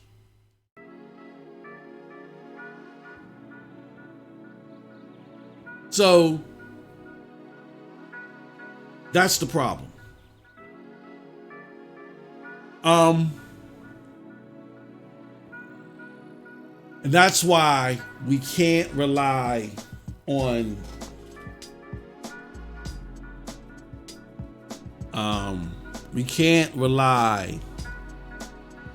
half-baked information and half-baked concepts that don't look past the first 5 minutes of now when it comes to these reporters. They just don't have it. They don't have the capacity to do it. Because I know, Kitty, they just don't have it.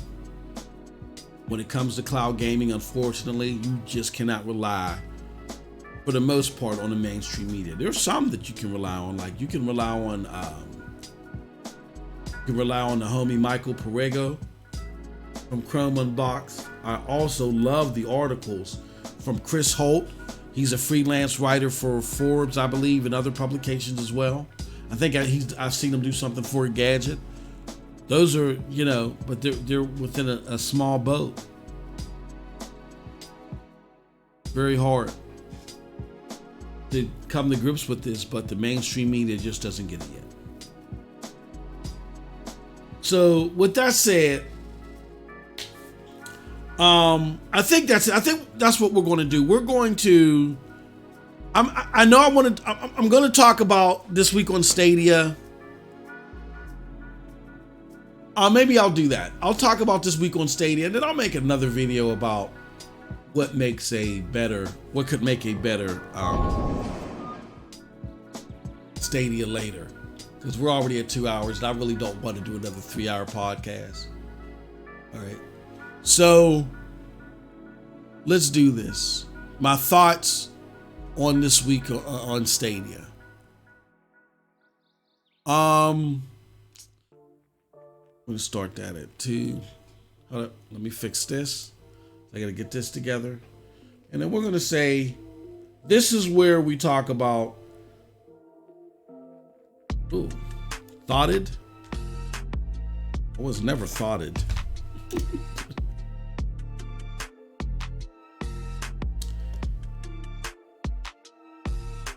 So we're gonna say,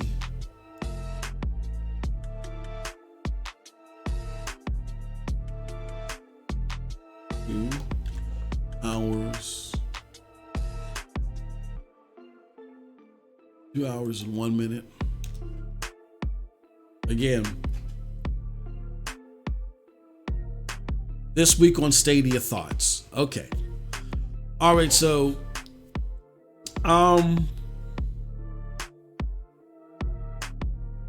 here goes the blog post. And it reads as follows. This week on Stadia, for the love of games, we now have pro titles. We got free play days. We got a launch announcements. We got sales. And here's how it's wrapping up. So they talk about Destiny 2, The Witch Queen, and Season of the Risen is now available on Stadia. Dawn of Monsters will be available for pro members starting on March 1st. This is very important. So I'll get to this in a little bit. Confront the Supernatural as Adam Wolf. Adam Wolf is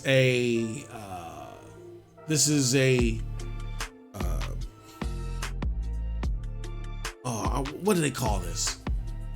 I forgot what you call it, but it's a narrative game. All right. And then rev up your engines to get ready to race with Ryan. Make sure you get in the gear. Race with Ryan Road Trip to the Deluxe Edition becomes available to Pro subscribers March 1st as well. Darksiders Genesis and Dark World make their way to Stadia Pro. Darksiders Genesis is a fantastic top-down isometric game. Darkwood I'm very interested in.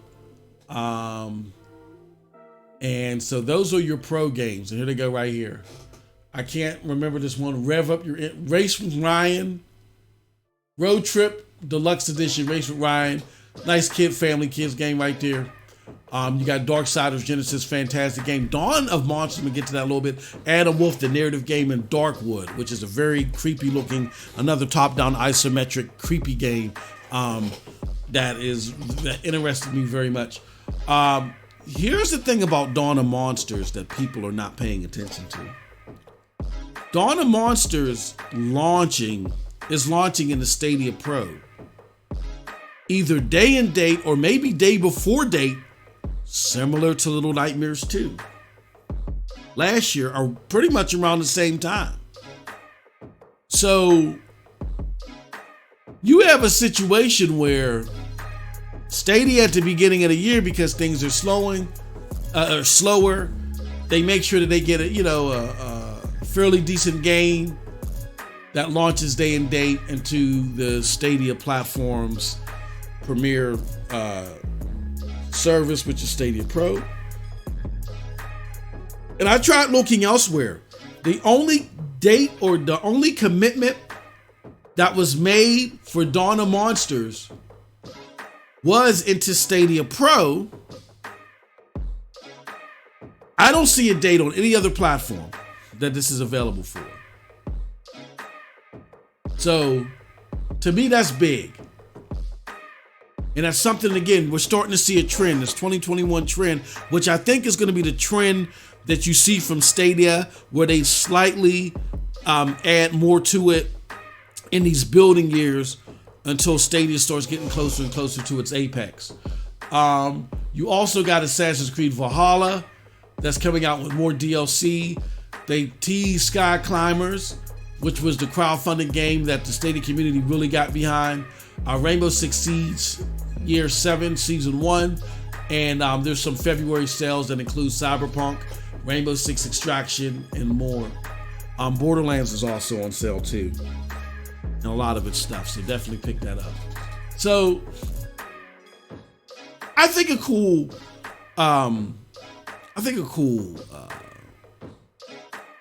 release for the blog post.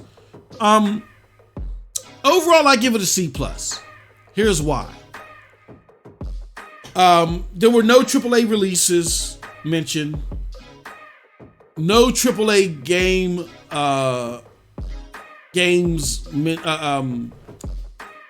no AAA games, like new games included, you know what I'm saying, whether they were new or new or old or whatever.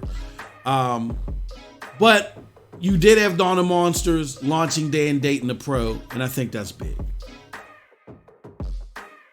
So, all in all, I think a great way, a great tradition of having these games launching day and date on Stadia Pro to help increase the value. Stadia Pro is now at 52 games, so you can't beat that with a stick. And hopefully it grows to like Clive Linden said, to like 100 or something like that over time. All right, I think we can do one more. Which will be topic 3. Let me get it ready here. I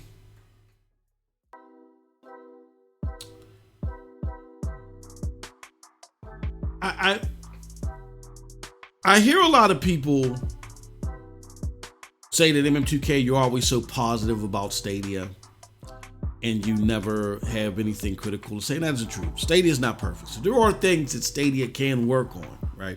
And so I will say, for our topic number 3, suggestions for a better Stadia. Let's talk about it. There are 3 pillars to this. Pillar number 1, the game catalog. The game catalog could be better. I think it's fair to say that a lot of the ire that the platform gets internally from fans of Stadia, or quote unquote former fans of Stadia, I understand the emotion.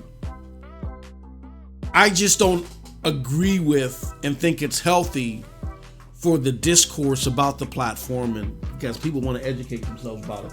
I don't think it's healthy for you to take that emotion and try to create the most ominous scenario because you're upset or you're disappointed.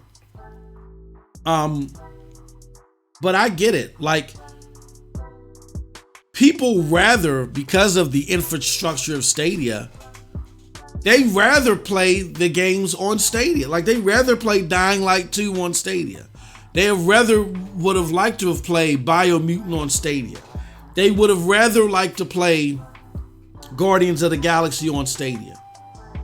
Now, as far as Dying Light 2 is concerned, I have a level of confidence that is coming to the platform. It's getting a lot of praise. It's getting a lot of accolades. And Stadia is usually good at picking up games, usually getting them day and date that have like a longer shelf life. That's why when we do the NPD comparisons, we've looked at a trend and we've said, okay, now we kind of understand what Stadia is doing. Stadia is looking for gamers that have an appetite for what's happening on consoles at a casual level. And so what is the greatest litmus to see what casual gamers want to play? And I think NPD is the best litmus for that, because normally the games that chart on NPD, even globally, even though NPD is only for North America, even globally, those usually equate to your best chart-topping games globally. A lot of that has to do with the fact that if you sell a bunch of copies in America, that's like 60, maybe 65% of the console gaming market right there anyway. So, you've already made a huge dent by selling a lot of copies in the States.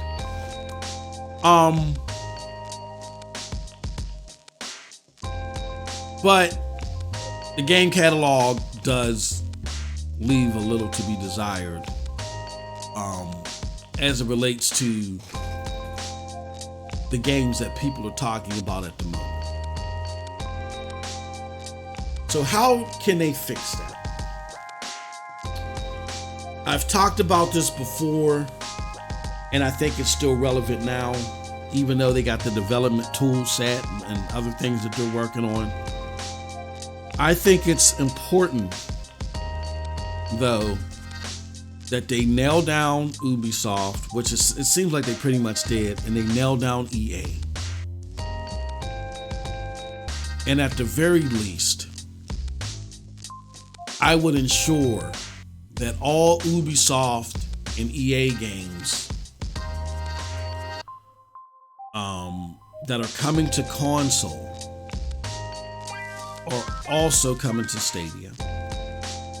And I would also ensure that their performances, like I would have a special deploy team that takes a game and looks at the output and says, okay, if you guys can just get this game to 1080p 60, even at medium settings, we'll take it from there.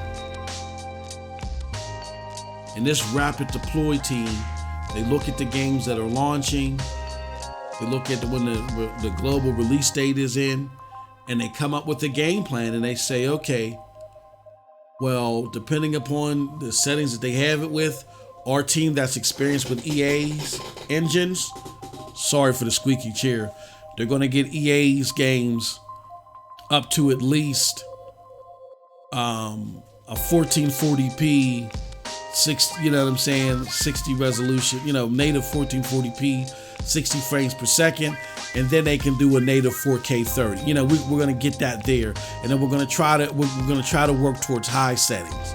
We're going to do our best to get it to medium high settings. They gave us medium, we're going to do medium high, mostly high, you know what I mean? With like 70% of those settings being high, right?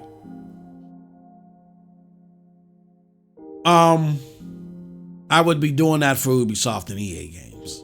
And with the caveat that each year or every 6 months, you guys increase that threshold even further. Okay, maybe there's still 1440p 60, but now you're dedicated to all high settings. To the point to where, hey, look, if you got to do this for those two developers because they've signed deals with you, then do it. Maybe put them specifically on Stadia 2.0 servers at first. Right? And you create an intense, I would create an intense certification process, because you can't be embarrassed on these servers. You know how people are like, well, the certification process it's cool if you want to pull back on that. You got techs that can help people out with that or whatever. But when it comes to this tier, this new tier, or Gen 2, like there can't be no sloppy development on it.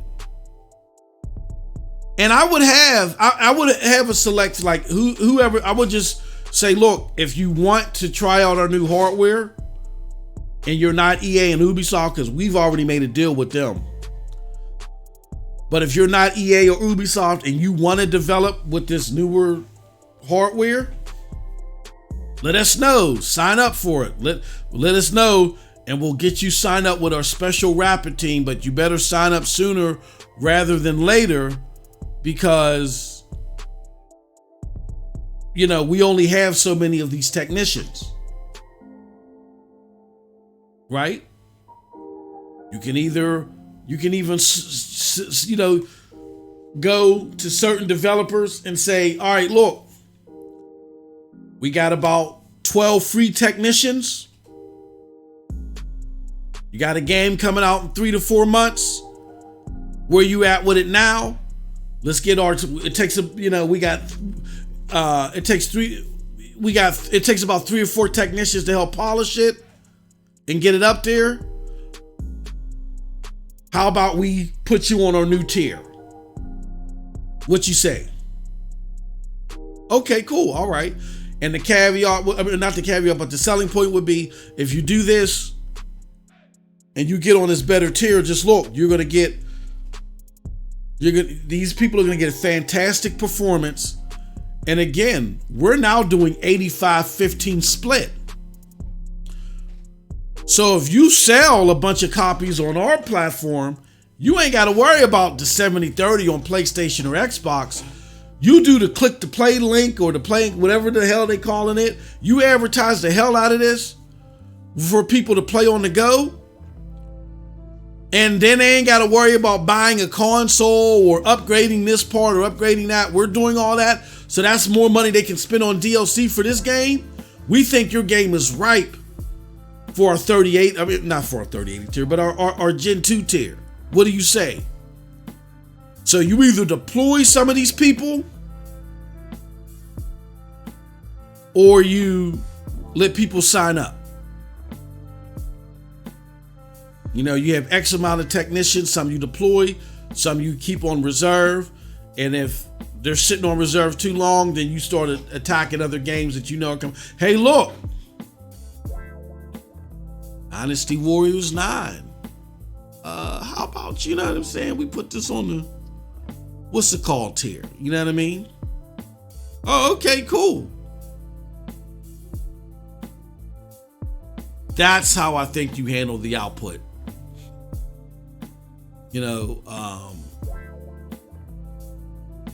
Because we know the capabilities are there. We've talked to the developers. But I think it'll be a great thing to utilize, and it'll help spur growth. Not just to say, oh, now we're better again, but this shortage isn't going anywhere. And even though you can't leapfrog the projections because you've already tried, you can still get some significant growth that'll help you out a lot.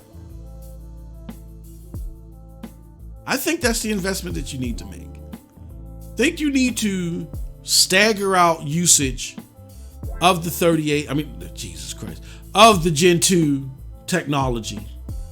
I know you don't like that, but stagger out start off with Ubisoft. Definitely Ubisoft, and I would get EA on board too. And last but not least, if Ubisoft is talking about who we got, like let's look at this.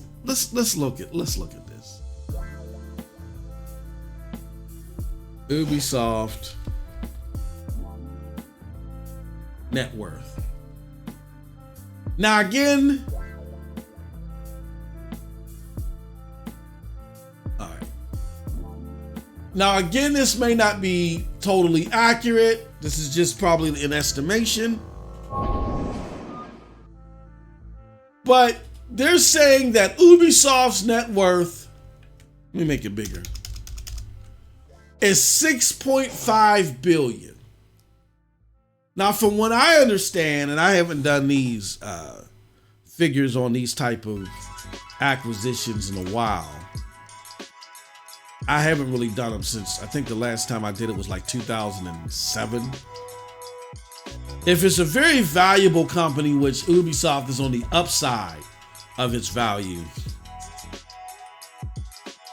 6.5 times 0.15. I think you go over 15% of market price.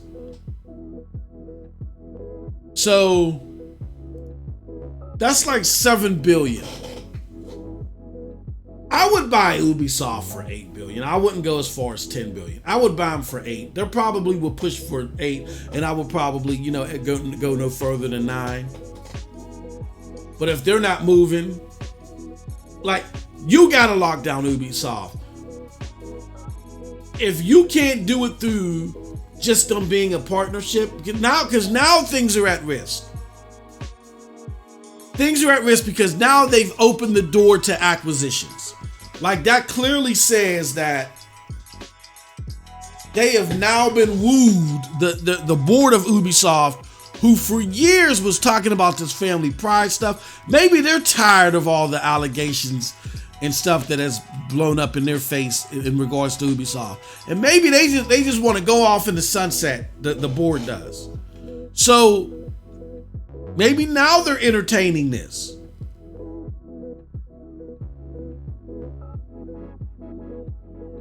Oh, hold on one second.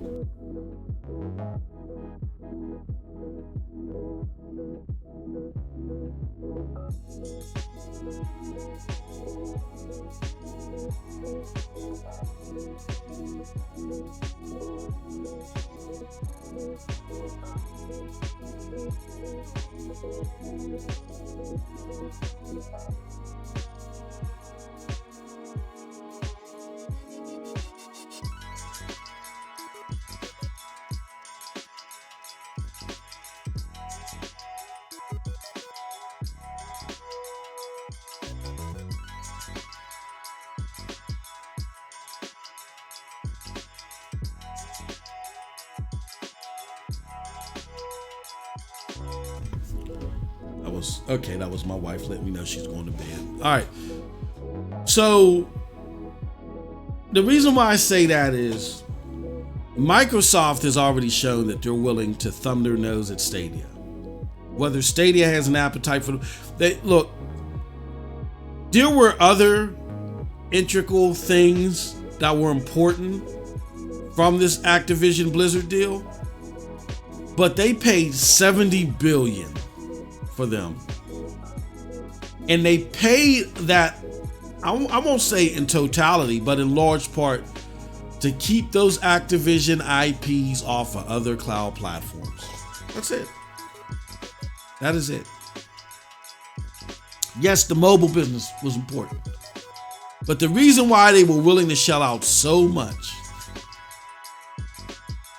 was, yes, it helps Game Pass, but what's more important for Microsoft is if there's less incentive for Amazon and Google to even continue on this. But this is what they're trying to do. They're trying to bully them. And they don't want to compete with them. They are trying to bully them out of this sector by saying to them, why even try? So what I would do is, if I'm Google,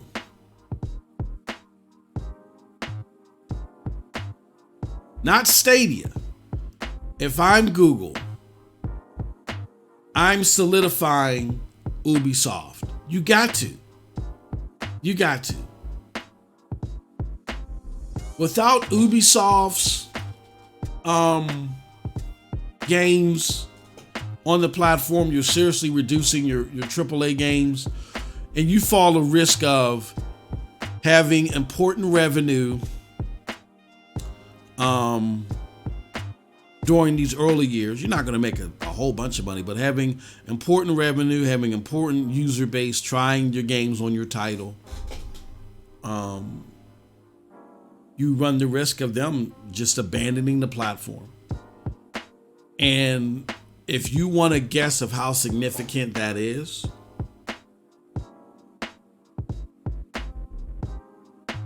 Stadia wasn't able to get, I think it was 550,000 users, new users by in December. That wasn't all Cyberpunk.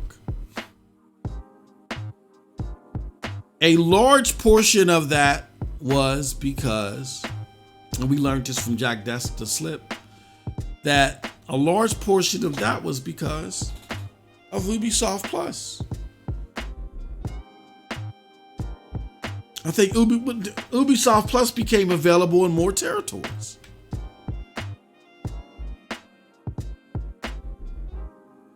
There's a lot of people who are enjoying the Ubisoft games on Stadia, and that's their main pull.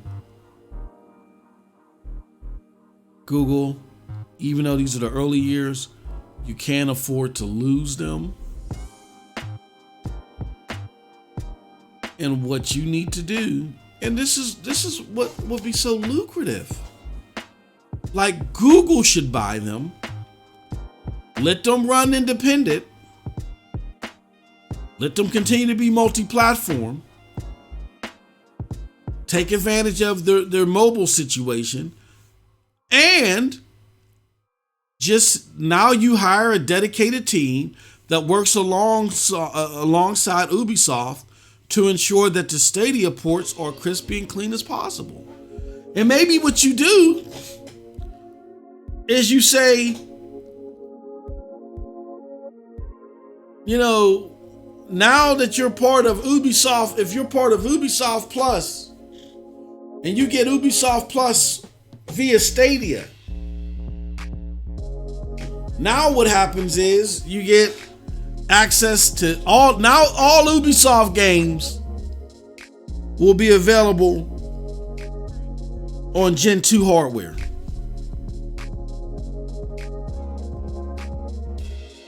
That brings in numbers. All Ubisoft games will be cross-platform with PC, and they'll be on Gen 2 hardware. And even if you want to charge more for Gen 2, like if you want Gen 2 to be $13 a month, okay, fine. But if you get Ubisoft Plus Complete or Ubi Complete, you get Ubisoft Plus, Stadia Pro Elite, and Stadia Pro Elite, which is the Gen 2 soft hardware, and Ubisoft Plus for $22.99 or $20. You can't beat that with a stick.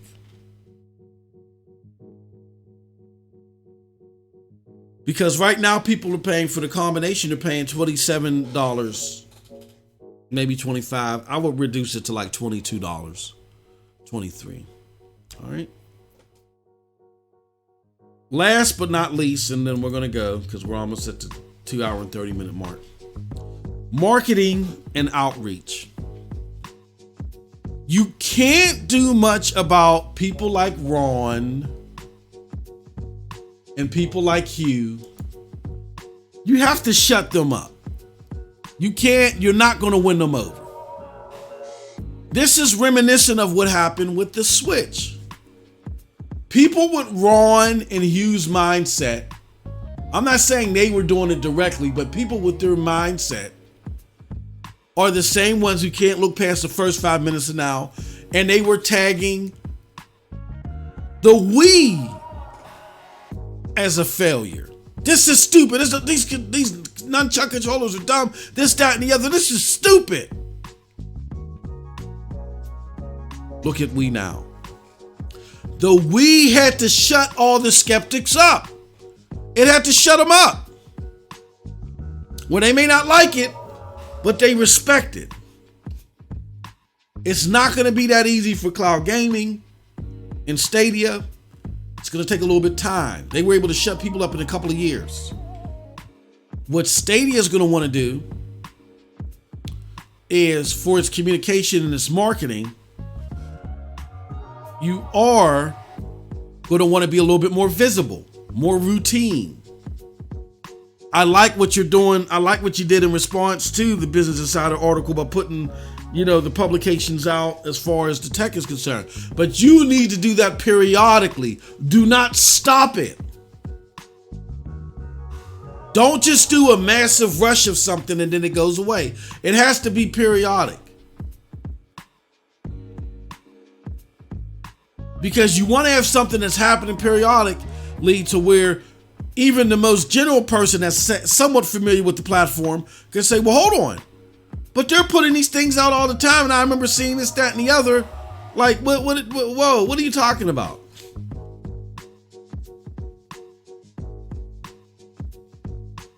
Like, you have to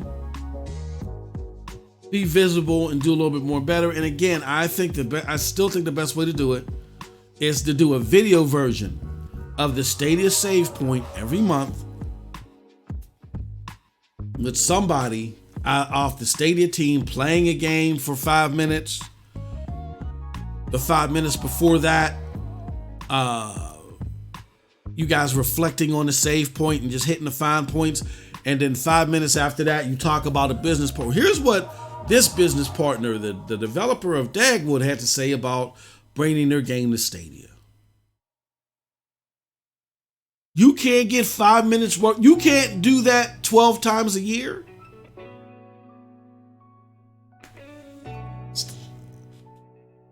You can do it. Again, don't worry about winning over, the people. You're not going to be able to do that until you shut them up with numbers. Okay. So, and I think that, over time, you'll see a lot better reception for Stadia. The hit pieces will still come, but they won't linger. The effect of them won't linger as much. As Clive Linden correctly pointed out, it's they've had long-term effects. Right? So with that said, that is it from your boy MM2K.